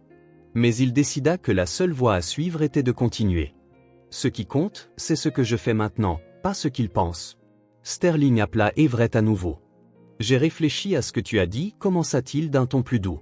« Je sais qu'il y a des gens qui parlent mal de toi et je sais ce qu'ils disent, mais ce que j'ai vu jusqu'à présent ne correspond pas à ce que j'ai entendu. » Everett ressentit une légère vague de soulagement, mais Sterling poursuivit. « Cela ne veut pas dire que j'ai entièrement confiance en toi, mais je vais te donner une chance. Prouve que tu es sérieux et souviens-toi, je ne tolérerai pas d'échec. » Le poids des mots de Sterling flottait dans l'air, laissant entendre qu'Everett devrait travailler plus dur que jamais pour gagner sa confiance. Les jours suivants, Everett se plongea dans le travail du projet social. Il consacra chaque seconde libre à organiser des tombolas, des bazars et de petits événements pour récolter des fonds. Cependant, les résultats étaient décourageants. Malgré tous les efforts, l'objectif semblait inatteignable. Il regarda la liste des dons sur la feuille de calcul interne. « Peu importe combien nous faisons, ce ne sera jamais suffisant, » murmura-t-il en passant une main dans ses cheveux. Le son des rires d'enfants au loin le sortit de ses pensées. « Ils n'ont aucune idée de la façon dont cela pourrait se terminer, » pensa-t-il, ressentant le poids de la responsabilité augmenter. À la fin d'un après-midi épuisant, Céleste trouva Everett assis seul, entouré de papiers et d'affiches. « Tu as l'air fatigué, » dit-elle en plaçant une bouteille d'eau à côté de lui. Everett leva les yeux, forçant un sourire. « J'essaie juste de trouver un moyen de faire fonctionner cela, » répondit-il, son ton trahissant sa frustration. Céleste s'assit à côté de lui, son attitude aussi lourde que la sienne. « Tu n'es pas seul dans cette situation, Everett. Tout le monde ici veut sauver le projet, mais je sais que parfois, cela semble impossible. » En discutant, Céleste révéla à quel point le projet comptait pour elle. « Quand j'ai commencé, je n'avais aucune idée qu'il deviendrait si grand. Je voulais juste aider quelques familles. » Maintenant, en voyant tout cela s'effondrer, elle détourna le regard, essayant de cacher l'émotion dans sa voix. Everett sentit sa douleur et se sentit encore plus responsable de trouver une solution. « Nous ne laisserons pas cela arriver, » promit-il. « Ce n'est pas encore fini, nous trouverons un moyen. » Mais au fond de lui, il savait que le temps pressait. Everett commença à se rapprocher de Céleste. En partageant le fardeau de maintenir le projet en vie, elle lui montra comment chaque détail du travail était important, de l'organisation des repas à l'écoute des histoires des familles qui dépendaient de cet endroit. « Ce n'est pas seulement de la nourriture, » expliqua-t-elle en distribuant des paniers de base. « C'est de l'espoir. Les gens viennent ici parce qu'ils croient que quelqu'un se soucie d'eux. » Everett écouta en silence, absorbant chaque mot. « Peut-être que c'est ce qui me manquait auparavant, » pensa-t-il, comprenant que ce n'était pas seulement une question de chiffres. Cependant, Les défis continuaient de s'accumuler. Les dons diminuaient et les factures augmentaient. Everett commença à vendre certaines de ses affaires restantes pour contribuer, mais il savait que c'était une goutte dans l'océan. Céleste, bien que reconnaissante pour ce geste, commença à montrer des signes de fatigue. « Nous ne pouvons pas continuer comme ça beaucoup plus longtemps, dit-elle un soir alors qu'ils examinaient les finances. J'essaie de garder espoir, mais c'est difficile quand tout semble être contre nous. » Everett sentit le désespoir dans sa voix et tenta de la réconforter. « Je sais que cela semble impossible maintenant, mais nous avons déjà vu de bonnes choses se produire avant. Peut-être que nous avons une chance de plus. » Une semaine plus tard, lors d'un petit événement de collecte de fonds organisé au restaurant de Sterling, Everett réalisa que la situation était encore plus critique qu'il ne l'avait imaginé. Le restaurant était simplement décoré avec des affiches faites à la main expliquant le but du projet social. Sterling avait prêté l'espace à contre-cœur mais supervisait maintenant de près tout ce qui circulait entre les tables, avec son attitude ferme et pragmatique. Malgré les efforts, le nombre de personnes présentes était réduit et les dons ne couvraient même pas la moitié de ce dont ils avaient besoin. Everett regarda Céleste, qui servait du café aux rares donateurs avec un sourire qui semblait lui coûter toute son énergie. Elle essaie tellement de paraître forte, pensa-t-il, admirant sa résilience, mais il savait aussi que sans miracle, le projet était condamné. Je dois faire plus, je ne peux pas la laisser porter cela seule. Alors que Sterling disposait des assiettes dans la cuisine improvisée pour l'événement, Everett marchait entre les tables, collectant les quelques enveloppes avec des contributions. Il entendait des fragments de conversation qui montraient le doute de beaucoup. Est-ce que cela fera une différence? On dirait qu'ils essaient de tirer de l'eau d'un roc. Un vieil homme commenta à sa femme, tous deux scrutant les brochures sur l'initiative avec scepticisme. Everett tenta de l'ignorer, mais les mots le dérangeaient profondément. Ils ne comprennent pas à quel point c'est nécessaire, pensa-t-il, essayant de garder une expression neutre alors que ses entrailles bouillaient d'inquiétude. Sterling, toujours vigilant, s'approcha d'Everett alors qu'il essuyait une table vide. « Tu vois, je te l'avais dit, ce ne serait pas facile. Ces gens ont leur propre lutte. Tu Y attendais à ce que ce soit différent, dit-il avec un ton mélangeant réalisme et défi. Everett s'arrêta un instant, regardant l'homme. « Je sais que ce n'est pas facile, Sterling, mais je ne peux pas accepter cela comme une fin. Nous devons trouver un moyen de les engager, répondit-il avec une détermination qui le surprit lui-même. Sterling haussa un sourcil mais ne répondit pas, retournant plutôt organiser les chaises, comme pour dire que le travail était la seule solution pratique. À la fin de l'événement, en rangeant les tables et les chaises, Céleste semblait perdue dans ses pensées. Elle déplaçait les objets mécaniquement, sans l'énergie qu'elle affichait habituellement. Everett tenta d'engager la conversation, sentant qu'il devait faire quelque chose pour la remonter. C'était un bon début, au moins nous avons accompli quelque chose. Céleste s'arrêta un instant, tenant une pile de brochures, et répondit « Everett, j'aimerais pouvoir y croire, mais la vérité est que nous sommes encore si loin de ce dont nous avons besoin. Je ne sais pas si nous y arriverons. » Ces mots suspendus dans l'air, Everett ressentit une oppression dans sa poitrine en voyant la lumière dans ses yeux commencer à s'estomper. Sterling, qui écoutait la conversation de loin, intervint avec son ton direct habituel. Si tu abandonnes maintenant, c'est là que tu ne réussiras vraiment rien. La collecte de fonds comme celle-ci est un marathon, pas un sprint, dit-il en croisant les bras en regardant les deux. Céleste soupira, trop fatiguée pour argumenter. Sterling, j'apprécie que tu aies prêté l'espace, mais peut-être que c'est plus grand que ce que nous pouvons gérer, dit-elle, sa voix vacillant. Je pense juste que nous essayons d'atteindre quelque chose d'impossible. Everett arrêta ce qu'il faisait et la regarda. Tu as fait plus que quiconque, mais ce n'est pas encore fini. Pas tant que nous avons encore quelque chose à essayer, dit-il en essayant de transmettre un peu d'espoir. Sterling observa l'échange de mots en secouant la tête, comme quelqu'un qui comprend le poids de cette bataille. Si tu veux continuer, tu devras être plus créatif, dit-il en retournant à la cuisine. En rentrant chez lui ce soir-là, Everett réfléchit à tout ce qui s'était passé jusqu'à présent. Il pensa aux enfants, aux familles et à Céleste qui avait dédié sa vie au projet. Elle ne mérite pas de perdre cela. Il ne mérite pas de perdre cela, pensa-t-il, le cœur lourd. C'est alors qu'une idée commença à se former dans son esprit. Il savait que c'était risqué, mais il savait aussi qu'il n'avait pas d'autre choix. C'est ma dernière chance de faire ce qui est bien, décida-t-il. En rentrant chez lui, Everett ouvrit le petit carnet où il tenait les comptes et les dépenses du projet. Chaque chiffre semblait une phrase de défaite. Il passa ses doigts sur les pages, prenant une profonde inspiration pour contrôler sa frustration. Ce n'est pas seulement une question d'argent, pensa-t-il. C'est une question de vie qui dépend de cela, Les enfants, les mères, les personnes âgées. Ils n'ont nulle part ailleurs où aller. Il referma le carnet avec force, déterminé à trouver une solution, même si cela signifiait revisiter des aspects de sa vie qu'il préférait oublier. Le lendemain, Everett appela Céleste pour parler. « Il y a quelque chose que je dois essayer », dit-il avec une expression déterminée. « Je connais quelqu'un qui peut t'aider, mais j'ai besoin que tu me fasses confiance. » Céleste le regarda, confuse. « Qui est cette personne? Pourquoi penses-tu qu'ils aideraient ?» Everett hésita mais répondit honnêtement. « Quelqu'un de mon passé, quelqu'un que j'ai maltraité, mais qui pourrait me donner une chance de me racheter. » Pour cela, Céleste sembla méfiante mais finit par acquiescer. « Si tu penses que ça en vaut la peine, alors vas-y, mais sois prudent. » Sterling, qui passait par là, s'arrêta en entendant la conversation. « J'espère que tu sais ce que tu fais, » dit-il en regardant directement Everett. « Si c'est quelqu'un que tu as maltraité, cette personne pourrait ne pas être disposée à aider, et si ça tourne mal, le projet pourrait en payer le prix. » Everett acquiesça, conscient du poids de ses actions. « Je sais, mais je préfère essayer et échouer que de ne rien faire. » Sterling soupira, posant sa main sur l'épaule d'Everett. « Bonne chance, tu en auras besoin. » Avec la permission de Céleste, Everett commença à planifier son approche. Il savait que trouver Vivian Hawthorne ne serait pas facile, mais il était prêt à affronter n'importe quoi pour sauver le projet. Il passa des heures à faire des recherches en ligne et à prendre des notes sur où elle pourrait se trouver. Chaque étape ressemblait à une bataille contre sa propre honte et son orgueil. « Je dois avaler ça », pensa-t-il en notant l'adresse d'un bureau qui pourrait être sa prochaine destination. En marchant vers l'arrêt de bus, il ressentit un mélange de peur et de détermination. Il traversa les rues du quartier modeste où les gens le saluaient par de timides signes de la main.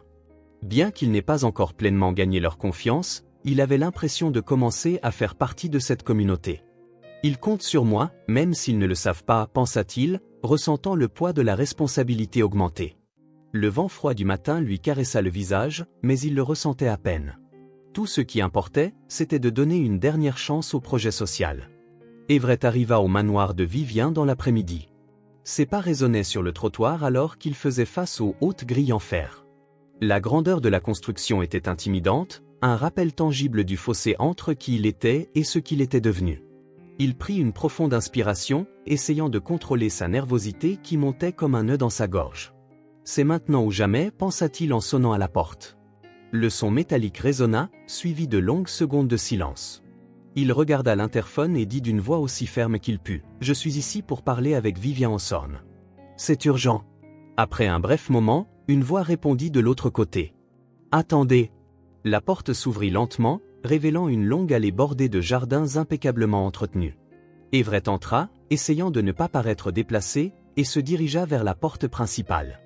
Il savait que ce moment définirait l'avenir du projet et peut-être le sien. « Je ne peux pas rater ça, je dois être honnête », pensa-t-il, répétant ces mots comme un mantra. Lorsque la porte s'ouvrit, Vivian était là, habillée avec une élégance qui lui était naturelle. Ses yeux analysèrent Everett de la tête aux pieds, et elle ne fit aucun effort pour cacher sa surprise. « Everett », dit-elle d'un ton qui ne révélait ni sa volonté d'écouter ni de le renvoyer. « Que voulez-vous » Il avala difficilement, ressentant le poids de la honte mais rassemblant son courage. « Je suis venu te demander de l'aide », répondit-il en la regardant directement.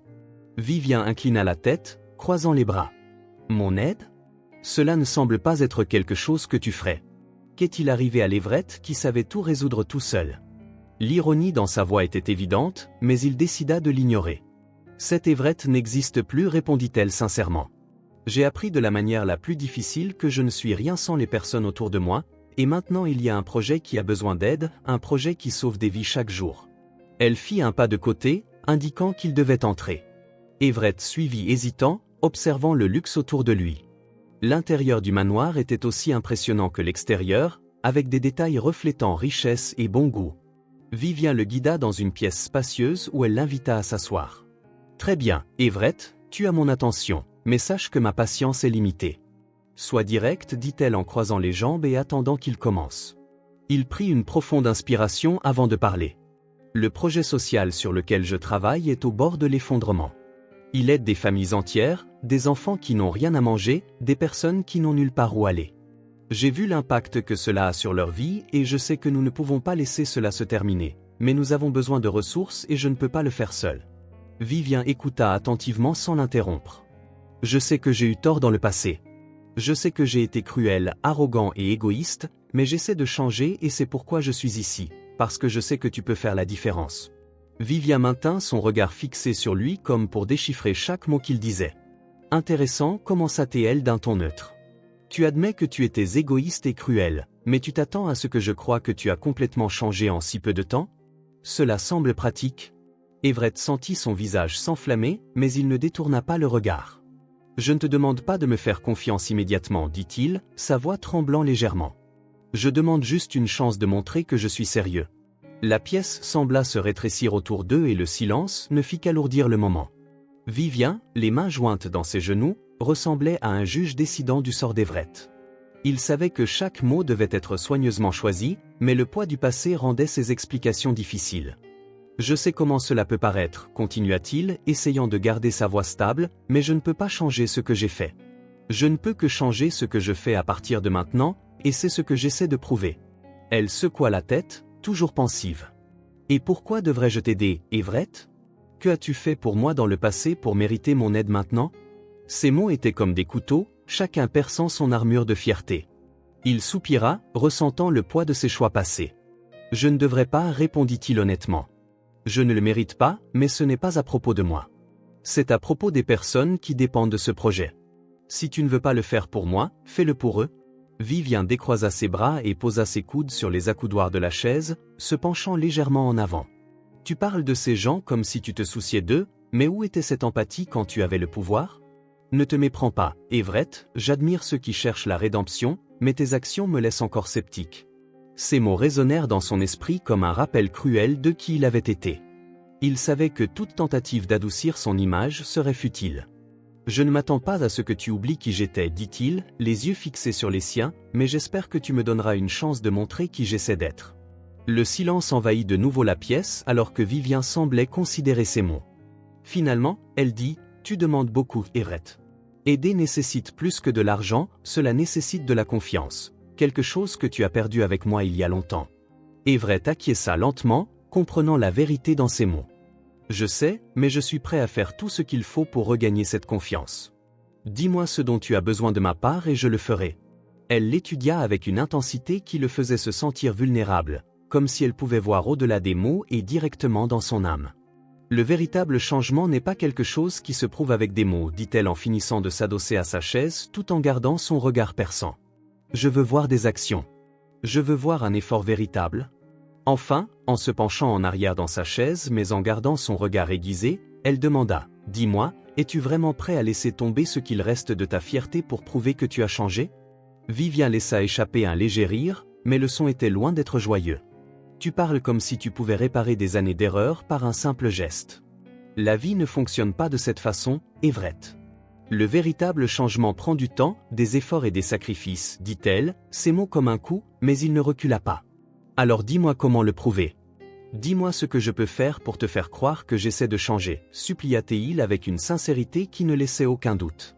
Elle se leva, marchant lentement autour de la pièce en parlant, ses mouvements calculés comme si chaque pas était chargé de sens.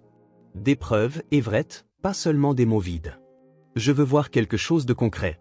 Je veux voir que tu es prêt à mettre les autres avant toi, que tu es prêt à faire quelque chose de réel pour sauver ce projet. Elle s'arrêta devant lui, le regardant directement dans les yeux. Tu dis que tu as changé, mais un changement sans action ne signifie rien. Everett ressentit le poids de ces mots comme un rappel de ses échecs. Il prit une profonde inspiration, essayant de garder son calme. Je comprends que ce ne sont pas des mots que tu veux, ce sont des actions, dit-il d'un ton plus calme mais chargé de conviction. Je ferai tout ce qu'il faut, Vivien, parce que pour la première fois, je vois la valeur de quelque chose au-delà de moi-même et je ne vais pas échouer cette fois. Elle inclina la tête comme si elle considérait ce qu'il venait de dire, mais ne répondit pas. Elle continua à marcher autour de la pièce, observant chaque détail comme si elle réfléchissait à la décision à prendre. Les gens dépendent de ce projet, Everett. Je sais, et c'est pourquoi je suis si réticent, répondit-elle. Tu ne t'en rends peut-être pas compte, mais une seule erreur de ta part pourrait tout compromettre. Elle dit cela d'un ton sérieux qui interrompit toute tentative d'argument. Es-tu prêt à porter ce poids, sachant que tout échec pourrait être irréparable? Everett ressentit une oppression dans sa poitrine mais aussi une étincelle de détermination. Alors dis-moi ce que je dois faire. Je ferai tout ce qu'il faut, dit-il d'une voix ferme. Vivien inclina légèrement la tête, comme si elle évaluait toujours sa sincérité. Très bien, Everett. Je veux des preuves concrètes que tu as vraiment changé, quelque chose qui me montre que tes mots ne sont pas seulement un jeu. Le silence qui suivit était assourdissant et Everett savait que son parcours était loin d'être terminé. Au début du lendemain, le restaurant communautaire de Sterling était dans un chaos organisé. Des tables et des chaises étaient arrangées par des bénévoles tandis qu'Everett, aux côtés de Sterling et Céleste, examinait les derniers détails de l'événement de collecte de fonds. La cuisine bouillonnait avec des plats simples mais soigneusement préparés qui seraient servis aux invités. Si nous faisons cela correctement, nous pouvons attirer des gens à la cause, dit Everett en essuyant la sueur de son front alors qu'il se salissait les mains. Sterling le regarda, toujours sceptique mais avec une expression légèrement plus ouverte. Si cet événement échoue, tu sais quelles en seront les conséquences, demanda-t-il en lui tendant un plateau. Il n'y a pas de place pour l'erreur. Everett acquiesça. L'ambiance d'anticipation était élevée. Au-delà de l'effort pour récolter des fonds, un détail augmentait encore l'anxiété. Vivien Hawthorne avait confirmé sa présence. La nouvelle s'était répandue parmi les bénévoles et les résidents comme un signe d'espoir. Elle vient vraiment, dit un jeune bénévole à Céleste, qui sourit simplement et répondit « Oui, et nous devons lui montrer à quel point ce projet compte pour nous tous. » Everett, entendant la conversation, sentit le poids de la responsabilité augmenter. « Ça doit être parfait, pensa-t-il en ajustant les couverts sur l'une des tables. À mesure que les invités commençaient à arriver, Céleste monta sur la petite scène improvisée pour accueillir tout le monde. Sa voix résonna à travers le lieu alors qu'elle parlait de l'importance du projet social et de l'impact qu'il avait sur la vie de nombreuses familles. Aujourd'hui, nous sommes ici pour nous assurer que cette aide continue.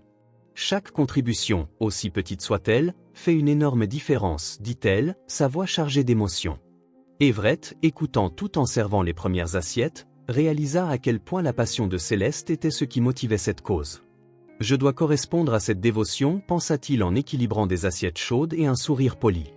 Lorsque Vivien arriva enfin, le restaurant tomba dans un silence de quelques secondes. Sa présence était imposante, mais il y avait quelque chose de chaleureux dans son comportement. Elle embrassa Céleste en guise de salut et prit soin de saluer les bénévoles à proximité. Cet endroit est déjà spécial, dit-elle en regardant autour d'elle. Maintenant, voyons ce que vous avez préparé. Everett, la regardant de loin, sentit son estomac se nouer.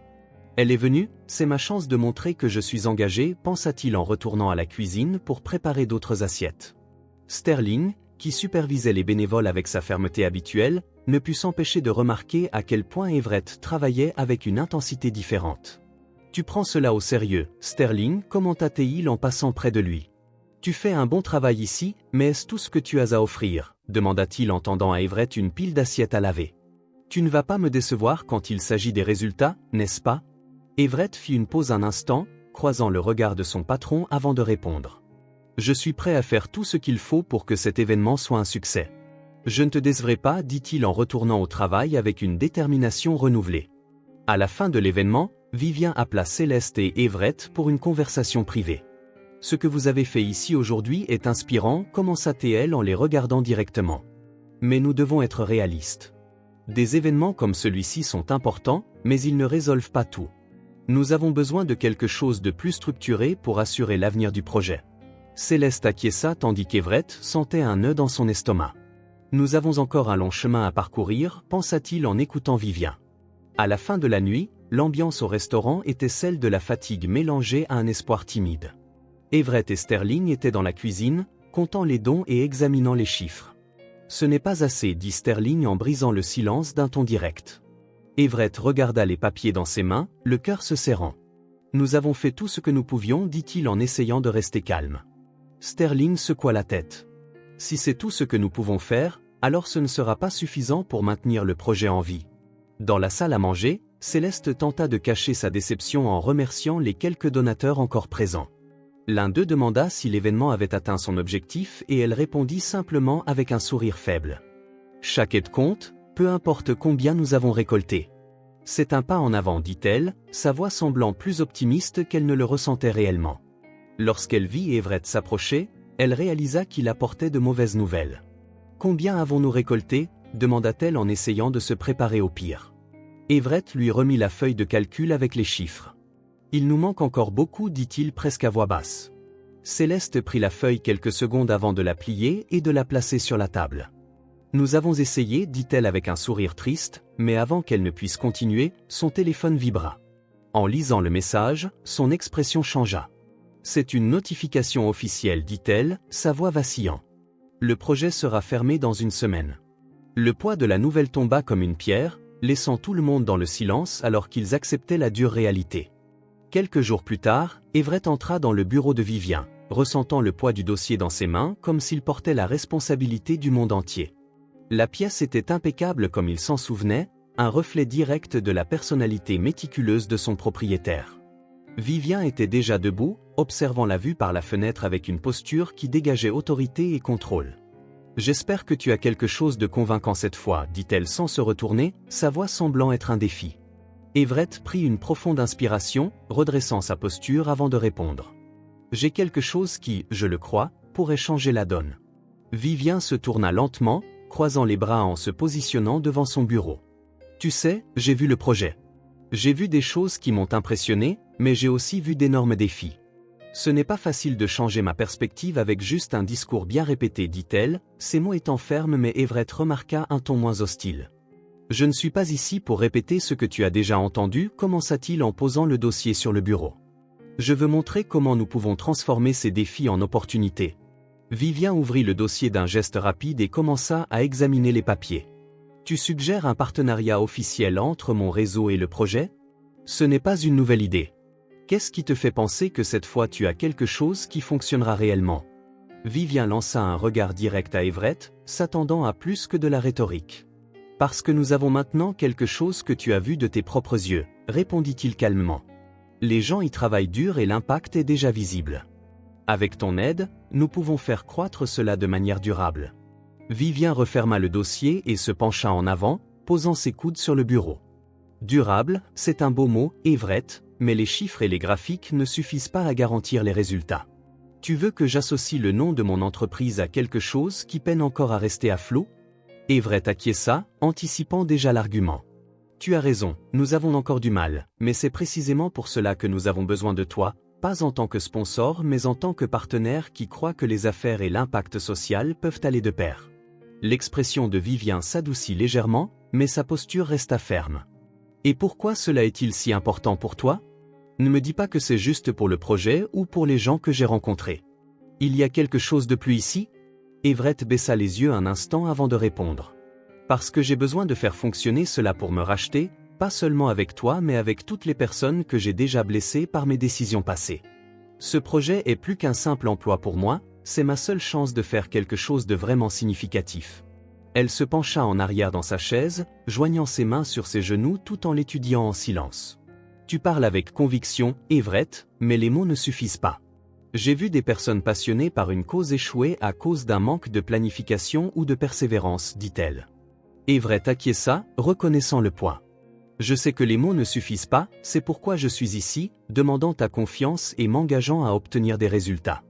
Nous pouvons commencer petit et nous étendre à mesure que les objectifs initiaux sont atteints. » Vivien leva un sourcil, comme pour évaluer la logique derrière la proposition. « J'ai vu comment le projet aide la communauté, c'est au moins indéniable, mais le rendre autosuffisant nécessite plus que de bonnes intentions. » Elle rouvrit le dossier et pointa un des graphiques. « Penses-tu que Hawthorne Gourmet a les ressources nécessaires pour soutenir cette idée sans compromettre d'autres opérations ? Parce que je dois m'assurer que cela ne sera pas une perte de temps ou d'argent. » Everett s'inclina en pointant le même graphique. « Je crois que nous pouvons équilibrer l'impact social avec la rentabilité. Je ne demande pas un don continu, je propose un modèle qui génère un retour pour les deux parties.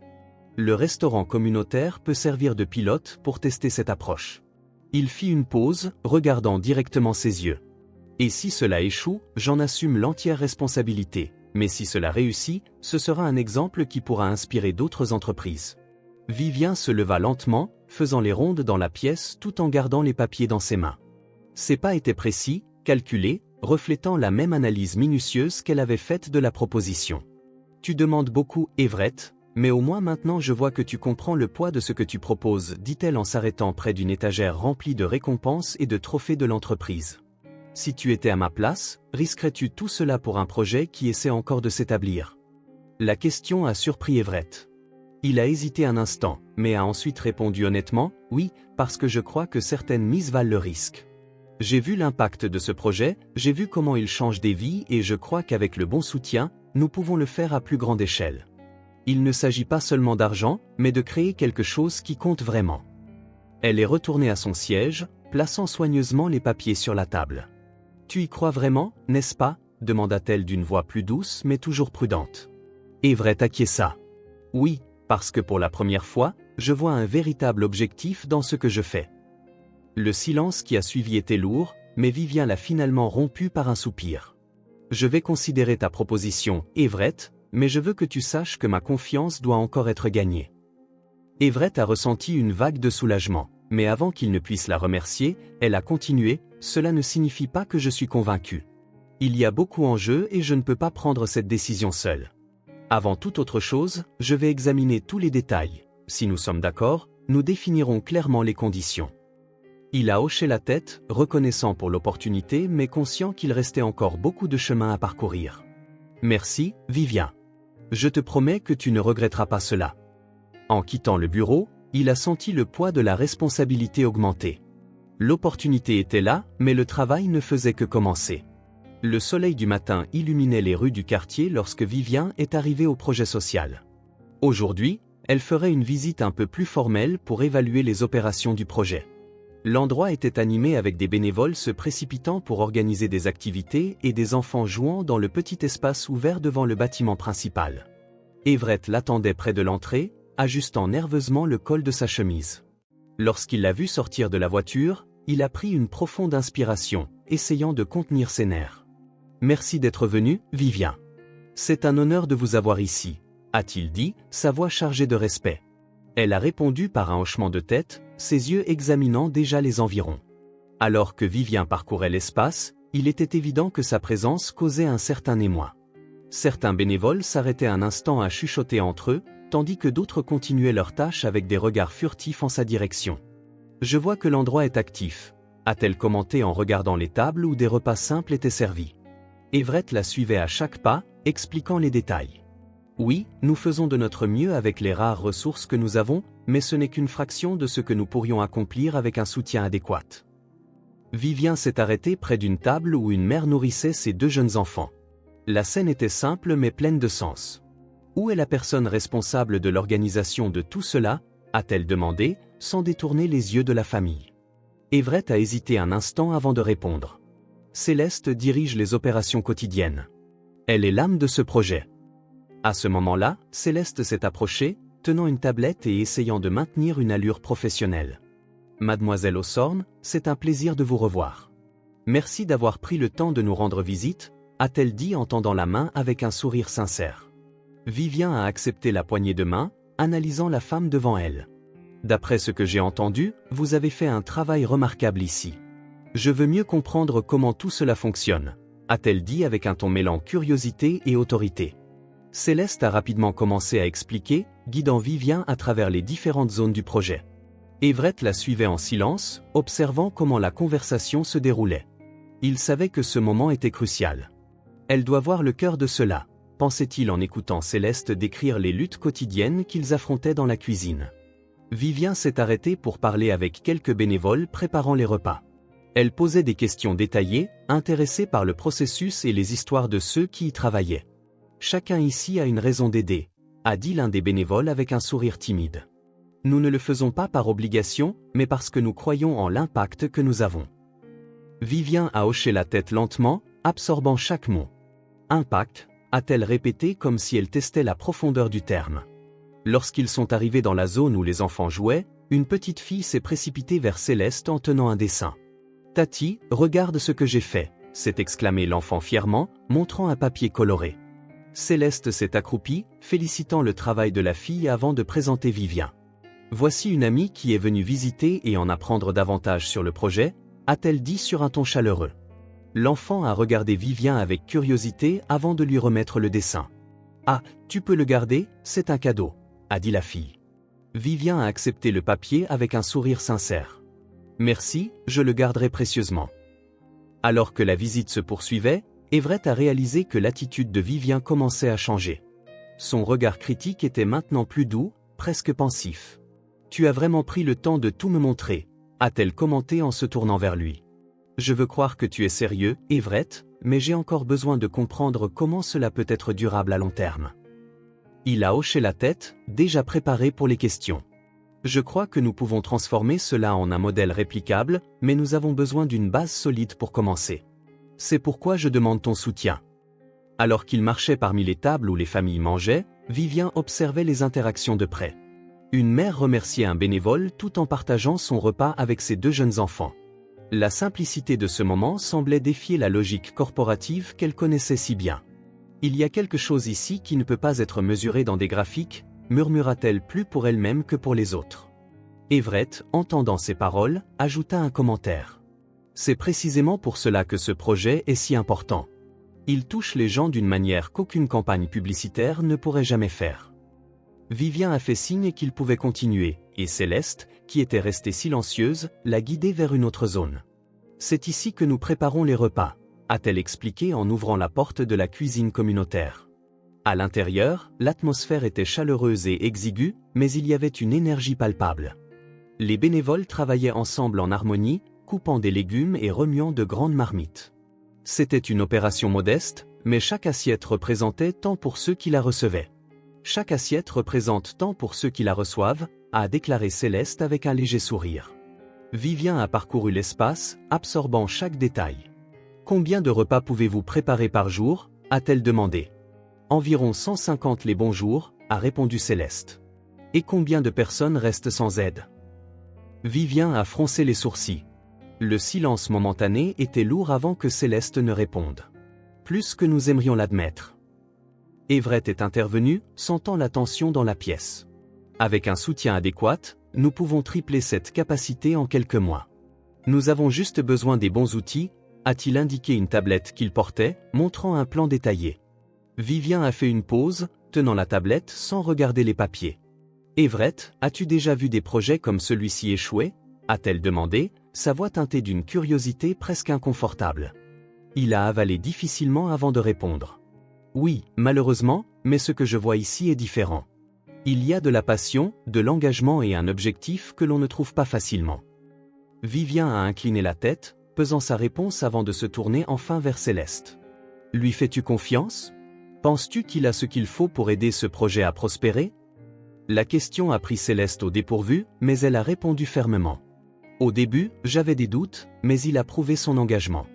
Il travaille aussi dur que n'importe quel bénévole ici, peut-être même plus, et surtout, il se soucie vraiment de ces gens. Everett a ressenti une vague de gratitude pour ses paroles, mais il a gardé son calme. Après une longue discussion, les 3 se sont réunis dans une salle improvisée pour discuter des prochaines étapes.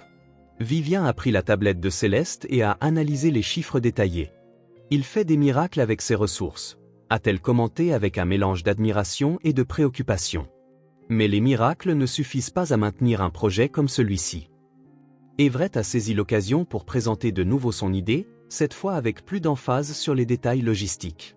Avec le soutien de Hawthorne Gourmet, nous pouvons assurer une stabilité financière et même étendre les opérations, a-t-il dit en pointant un graphique qui mettait en évidence les avantages potentiels.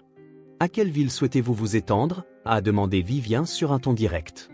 Everett a retourné la tablette, montrant une carte du quartier et des zones adjacentes. Par exemple, il y a des communautés confrontées aux mêmes problèmes, mais elles n'ont aucune forme d'assistance pour le moment. Avec une planification adéquate, nous pouvons atteindre ces endroits. Céleste a étudié les chiffres tandis que Vivien restait impassive. Et si le projet se développe plus rapidement que prévu, êtes-vous prêt à gérer cela? A-t-elle demandé. Everett a répondu sans hésitation. Nous sommes prêts à commencer petit et à croître de manière responsable. Nous ne voulons pas compromettre la qualité pour la quantité, et c'est pourquoi nous avons besoin d'un partenaire solide. Vivien s'est penché en avant, croisant les bras sur la table. Je vois du potentiel ici, c'est indéniable, mais j'ai encore des doutes sur ce que tu proposes. Quelle garantie as-tu que, une fois le partenariat initié, le projet ne deviendra pas exclusivement dépendant de nous? Everett a rapidement répondu en montrant un autre plan détaillé sur la tablette. Notre objectif est de créer des sources de revenus indépendantes. Par exemple, nous pourrions vendre des repas à des prix abordables à la communauté tout en gardant les dons pour ceux qui ne peuvent pas payer. Vivien a feuilleté les pages, analysant chaque détail avec des yeux critiques. « On dirait que tu as tout prévu », a-t-elle commenté, mais il y avait une note de doute dans sa voix. Puis elle a levé les yeux, évaluant soigneusement Everett et Céleste. « Pourquoi ce projet est-il si important pour toi ?» La question est restée dans l'air pendant quelques secondes avant qu'Everett ne réponde. Parce qu'il donne de l'espoir, non seulement aux personnes qui reçoivent de l'aide, mais aussi à celles qui y participent. J'ai vu l'impact, Vivien, et je crois que nous pouvons faire plus. Ces mots portaient une passion qui semblait sincère et même Vivien ne pouvait l'ignorer. Le silence qui a suivi était tendu, mais Vivien l'a finalement rompu par une question inattendue. Et si le projet se développe, es-tu prêt à en supporter le poids ? Parce qu'une fois que nous commencerons, il n'y aura pas de place pour les erreurs. Everett a croisé son regard, sentant le poids de ses paroles. Je suis prêt, quoi qu'il arrive. Je suis disposé à assumer cette responsabilité, non pas pour mon passé, mais pour l'avenir de ces gens. Vivien s'est levée, ajustant sa veste.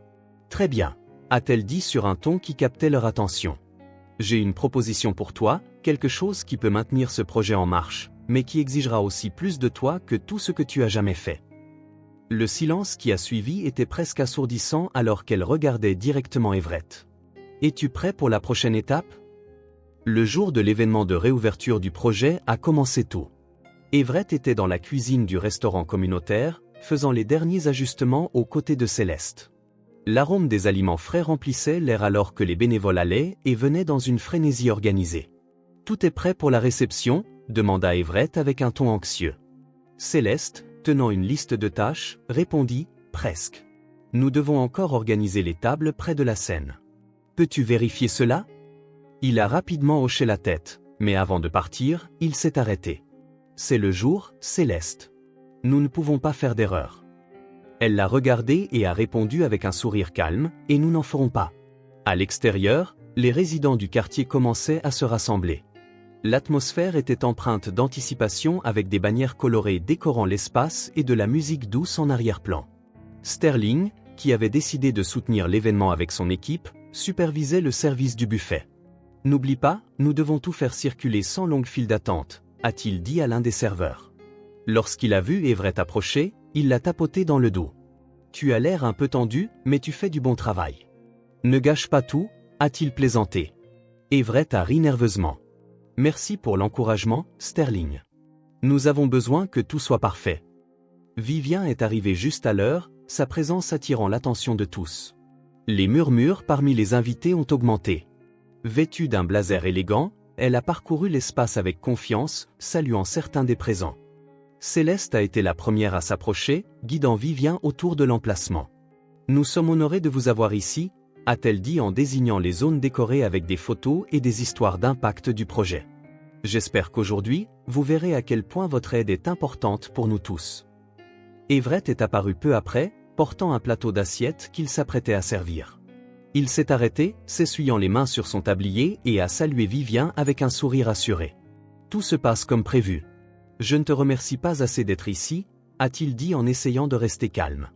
Vivien a regardé autour d'elle et a répondu « C'est un bon début, Everett, mais je veux voir comment cela se traduit en résultats réels. » Ces mots avaient un ton sérieux, mais il y avait aussi un léger sourire, comme si elle encourageait leur succès. Sur la scène improvisée, Céleste a pris le microphone et s'est adressée à la foule. « Bonjour à tous, aujourd'hui, nous célébrons non seulement la réouverture du projet, mais aussi la force de notre communauté. Chacun de vous en fait partie et nous sommes ici parce que nous croyons qu'ensemble, nous pouvons surmonter n'importe quel défi. » Le public a répondu par des applaudissements enthousiastes tandis qu'Everett observait depuis un coin, ressentant une fierté qu'il n'avait pas éprouvée depuis longtemps. « Elle sait vraiment comment inspirer les gens », pensa-t-il en continuant à distribuer des assiettes. Vivien a été appelé sur scène, prenant le microphone avec la confiance de quelqu'un habitué à être au centre de l'attention. Ce projet est un exemple de ce que nous pouvons accomplir lorsque nous combinons détermination et objectif, a-t-elle commencé. C'est pourquoi aujourd'hui, j'ai le plaisir d'annoncer le partenariat officiel entre Osorn Gourmet et ce projet. Ensemble, nous veillerons à ce qu'il non seulement survive, mais prospère. L'annonce a été accueillie par une déflagration d'applaudissements et des murmures de soulagement et de joie parmi les présents. En descendant de la scène, Vivien a été entouré par des résidents qui voulaient exprimer leur gratitude. Une mère portant 2 petits-enfants s'est approchée d'elle. Merci, mademoiselle Hawthorne. Ce projet nous donne de l'espoir, a-t-elle dit avec des larmes dans les yeux. Vivien a souri doucement, mais son attention a rapidement été attirée par Céleste et Everett qui discutaient de la prochaine étape de l'événement. Ils forment vraiment une bonne équipe, pensa-t-elle en observant la dynamique entre les deux. À la fin de l'événement, Everett et Céleste étaient épuisés mais visiblement satisfaits du résultat. Nous y sommes arrivés, au moins pour aujourd'hui, a-t-elle dit en s'appuyant contre la table. Everett a regardé autour de lui, voyant les visages souriants et les conversations animées. Oui, mais il nous reste encore beaucoup de travail, a-t-il répondu avec un ton déterminé. Vivien, qui s'apprêtait à partir, a appelé Everett et Céleste de côté pour une conversation privée. Ils se sont réunis dans une salle annexe, loin du bruit de l'événement. Aujourd'hui a été un succès, a-t-elle commencé, mais nous ne pouvons pas devenir complaisants. Ce n'est que le début. Everett a hoché la tête, sentant que quelque chose de plus allait arriver. Vivien a regardé directement Everett avec une expression impénétrable. Je t'ai observé, Everett. J'ai vu à quel point tu as été dévoué à ce projet et comment tu as travaillé pour gagner la confiance de tout le monde. Il a avalé difficilement, attendant ce qui allait suivre. Je veux te faire une proposition, quelque chose que je crois bénéfique pour toi et pour le réseau Hawthorne Gourmet. Le silence dans la pièce était presque palpable alors qu'Everett attendait ses prochains mots. Accepterais-tu de prendre un nouveau rôle dans ma société? Everett est entré dans le bureau corporatif de Hawthorne Gourmet avec des pas fermes, mais le poids du moment était évident sur son visage. Il savait que Vivien avait quelque chose d'important en tête et la nervosité était palpable. Vivien était assise à la table, examinant des documents, mais a levé les yeux dès qu'il est entré. Elle a commencé avec un léger sourire. Merci d'être venu. J'ai beaucoup réfléchi à l'avenir, à la fois de Hawthorne Gourmet et du projet social, et je crois que tu peux jouer un rôle essentiel dans les deux. Il s'est assis, attentif à chaque mot qu'elle disait. J'ai analysé tes performances et ton dévouement au cours des derniers mois, a continué Vivien en entrelaçant ses doigts sur la table. Et je vois en toi quelqu'un avec le potentiel de diriger d'une manière que je n'avais jamais imaginée auparavant. C'est pourquoi je veux t'offrir le poste de responsable régional. Tu seras responsable de la mise en œuvre des initiatives sociales dans nos succursales. Le choc sur le visage d'Everett a été instantané, il ne s'attendait pas à une offre de ce niveau. Responsable régional, a-t-il répété, essayant toujours d'absorber l'information. Oui, a confirmé Vivien, c'est le poste que tu occupais auparavant, mais avec un objectif plus grand. Il ne s'agit pas seulement de chiffres ou d'objectifs financiers, mais de créer un pont entre ce que nous faisons en tant qu'entreprise et l'impact que nous pouvons avoir sur la société. Elle s'est penchée en avant, sa voix ferme mais encourageante. Je crois que tu es la bonne personne pour cela. Everett a pris une profonde inspiration, sentant le poids de la décision. Je ne sais pas quoi dire, a-t-il commencé, mais Vivien l'a interrompu. Dis-moi si tu acceptes, a-t-elle dit avec un sourire confiant.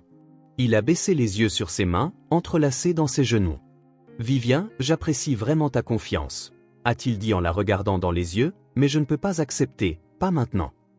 Le silence dans la pièce était presque assourdissant. Vivien a froncé les sourcils, visiblement surprise. Tu ne peux pas accepter, a-t-elle répété, sa voix chargée d'incrédulité. Pourquoi?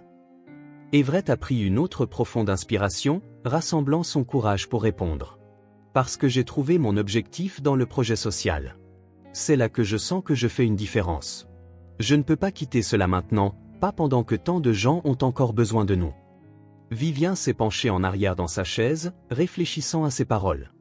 Comment peux-tu refuser un poste dont beaucoup rêveraient, a-t-elle dit, essayant toujours de comprendre. Everett a hoché la tête. Oui, parce que j'ai appris que le succès ne concerne pas le statut ou l'argent, mais l'impact, et dans ce projet, je vois cet impact chaque jour. Je ne peux pas abandonner cela. Ces mots étaient pleins de conviction. Pour la première fois, Vivien semblait vraiment impressionné. Alors, que suggères-tu? A-t-elle demandé en se penchant légèrement en avant. Everett a souri avec une confiance renouvelée. Je suggère que nous continuions le partenariat, mais avec le projet comme objectif principal. Avec votre soutien, nous pouvons l'étendre à d'autres villes. Nous pouvons en faire quelque chose de plus grand que ce que nous avons jamais imaginé. Vivien a souri légèrement, comme si elle s'attendait déjà à cette réponse. Très bien, Everett. Si c'est ce que tu veux, faisons-le fonctionner. Quelques mois plus tard, le projet social n'avait pas seulement été sauvé, mais avait également connu une croissance exponentielle grâce au soutien de Hawthorne Gourmet. De nouvelles unités ont été ouvertes dans des quartiers défavorisés d'autres villes. Everett et Céleste, désormais engagés, ont dirigé ensemble l'expansion du projet, combinant leurs forces pour s'assurer que davantage de communautés étaient servies. Leur mariage est devenu un symbole de renouveau et d'espoir pour tous ceux qui suivaient le parcours du projet. Everett s'est assuré de visiter le restaurant de Sterling, où son voyage de rédemption avait commencé. À son entrée, il a été accueilli par Sterling, qui, les bras croisés, le regardait avec un sourire satisfait. « Alors, le grand patron est de retour », a plaisanté Sterling en serrant la main d'Everett. « Juste pour être clair, j'ai encore quelques plaintes concernant le travail de plongeur », a-t-il ajouté avec un sourire sarcastique. Everett a ri, se sentant chez lui. « Sans toi, je n'aurais probablement pas réussi aussi loin. Merci de m'avoir donné une chance quand personne d'autre ne l'aurait fait », a-t-il dit sincèrement. Sterling a tapoté son épaule. « Tu as travaillé dur, Everett. Ce n'était pas de la chance, c'était un effort, et je suis fier de voir où tu en es. » Ont-ils discuté pendant des heures, se remémorant les défis et célébrant les réussites qui ont suivi. Tandis qu'Everett parcourait les rues du quartier, observant les changements apportés par le projet, il se sentait envahi par un sentiment d'accomplissement. Les enfants jouaient avec des sourires sur leurs visages et les résidents le saluaient chaleureusement. Il savait que ce n'était qu'une petite partie de ce qui restait à venir. Au bureau de Hawthorne Gourmet, Vivien regardait les rapports sur l'impact du projet. À côté d'eux se trouvait une proposition pour Everett qu'elle prévoyait de discuter lors de la prochaine réunion. Il a le potentiel pour bien plus, pensait-elle avec un sourire confiant. Pendant ce temps, Everett, maintenant pleinement immergé dans sa nouvelle vie, regardait l'avenir avec espoir et détermination. L'impact du projet se propageait comme des ondulations sur un lac tranquille, touchant des vies de manière qu'Everett n'aurait jamais pu imaginer. Et ainsi, le cycle de transformation et d'espoir continuait, montrant que parfois, les nouveaux départs les plus difficiles sont ceux qui nous mènent aux endroits les plus significatifs. Le soleil brillait intensément ce jour spécial, se reflétant dans les sourires des enfants courant dans la cour communautaire. Le projet social, qui avait failli être fermé, était maintenant un modèle de succès répliqué dans plusieurs villes, apportant espoir et dignité à des centaines de familles. Au milieu de toute cette agitation, Everett et Céleste marchaient côte à côte, les mains entrelacées et échangeant des regards complices. « Il y a un an, je n'aurais jamais imaginé que nous serions ici », a déclaré Everett en regardant les enfants jouer avec les nouveaux jouets donnés par le réseau Hawthorne Gourmet. Il s'est arrêté un instant, admirant la structure qu'ils avaient réussi à construire. « Parfois, je me demande encore si tout cela est réel », a-t-il dit. Céleste a souri doucement en tenant son bras. « C'est réel parce que nous avons travaillé pour cela », a-t-elle ajouté avec un sourire. Elle s'est arrêtée et a ajouté sur un ton pensif, « Et comme toi, Everett, tu as cru même quand cela semblait impossible. Ça a fait toute la différence. » Everett a ri doucement en secouant la tête. « Tu me donnes trop de crédit.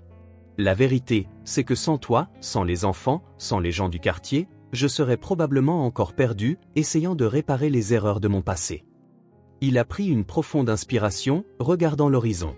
« Mais maintenant, pour la première fois, je sens que je suis là où je suis censé être. » De l'autre côté de la cour, Vivien observait les deux en silence avec un sourire satisfait. Ses yeux captaient chaque détail, les visages éclairés par le dernier rayon de soleil, les bénévoles organisant encore l'espace, les enfants courant en rond en riant aux éclats.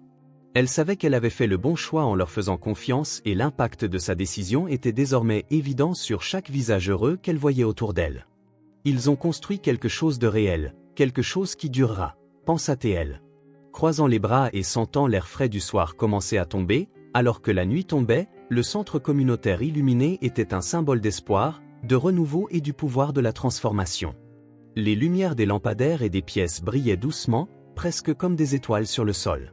Un an plus tard, tout le monde était exactement là où il était censé être, vivant leur meilleure version, unis par un objectif plus grand,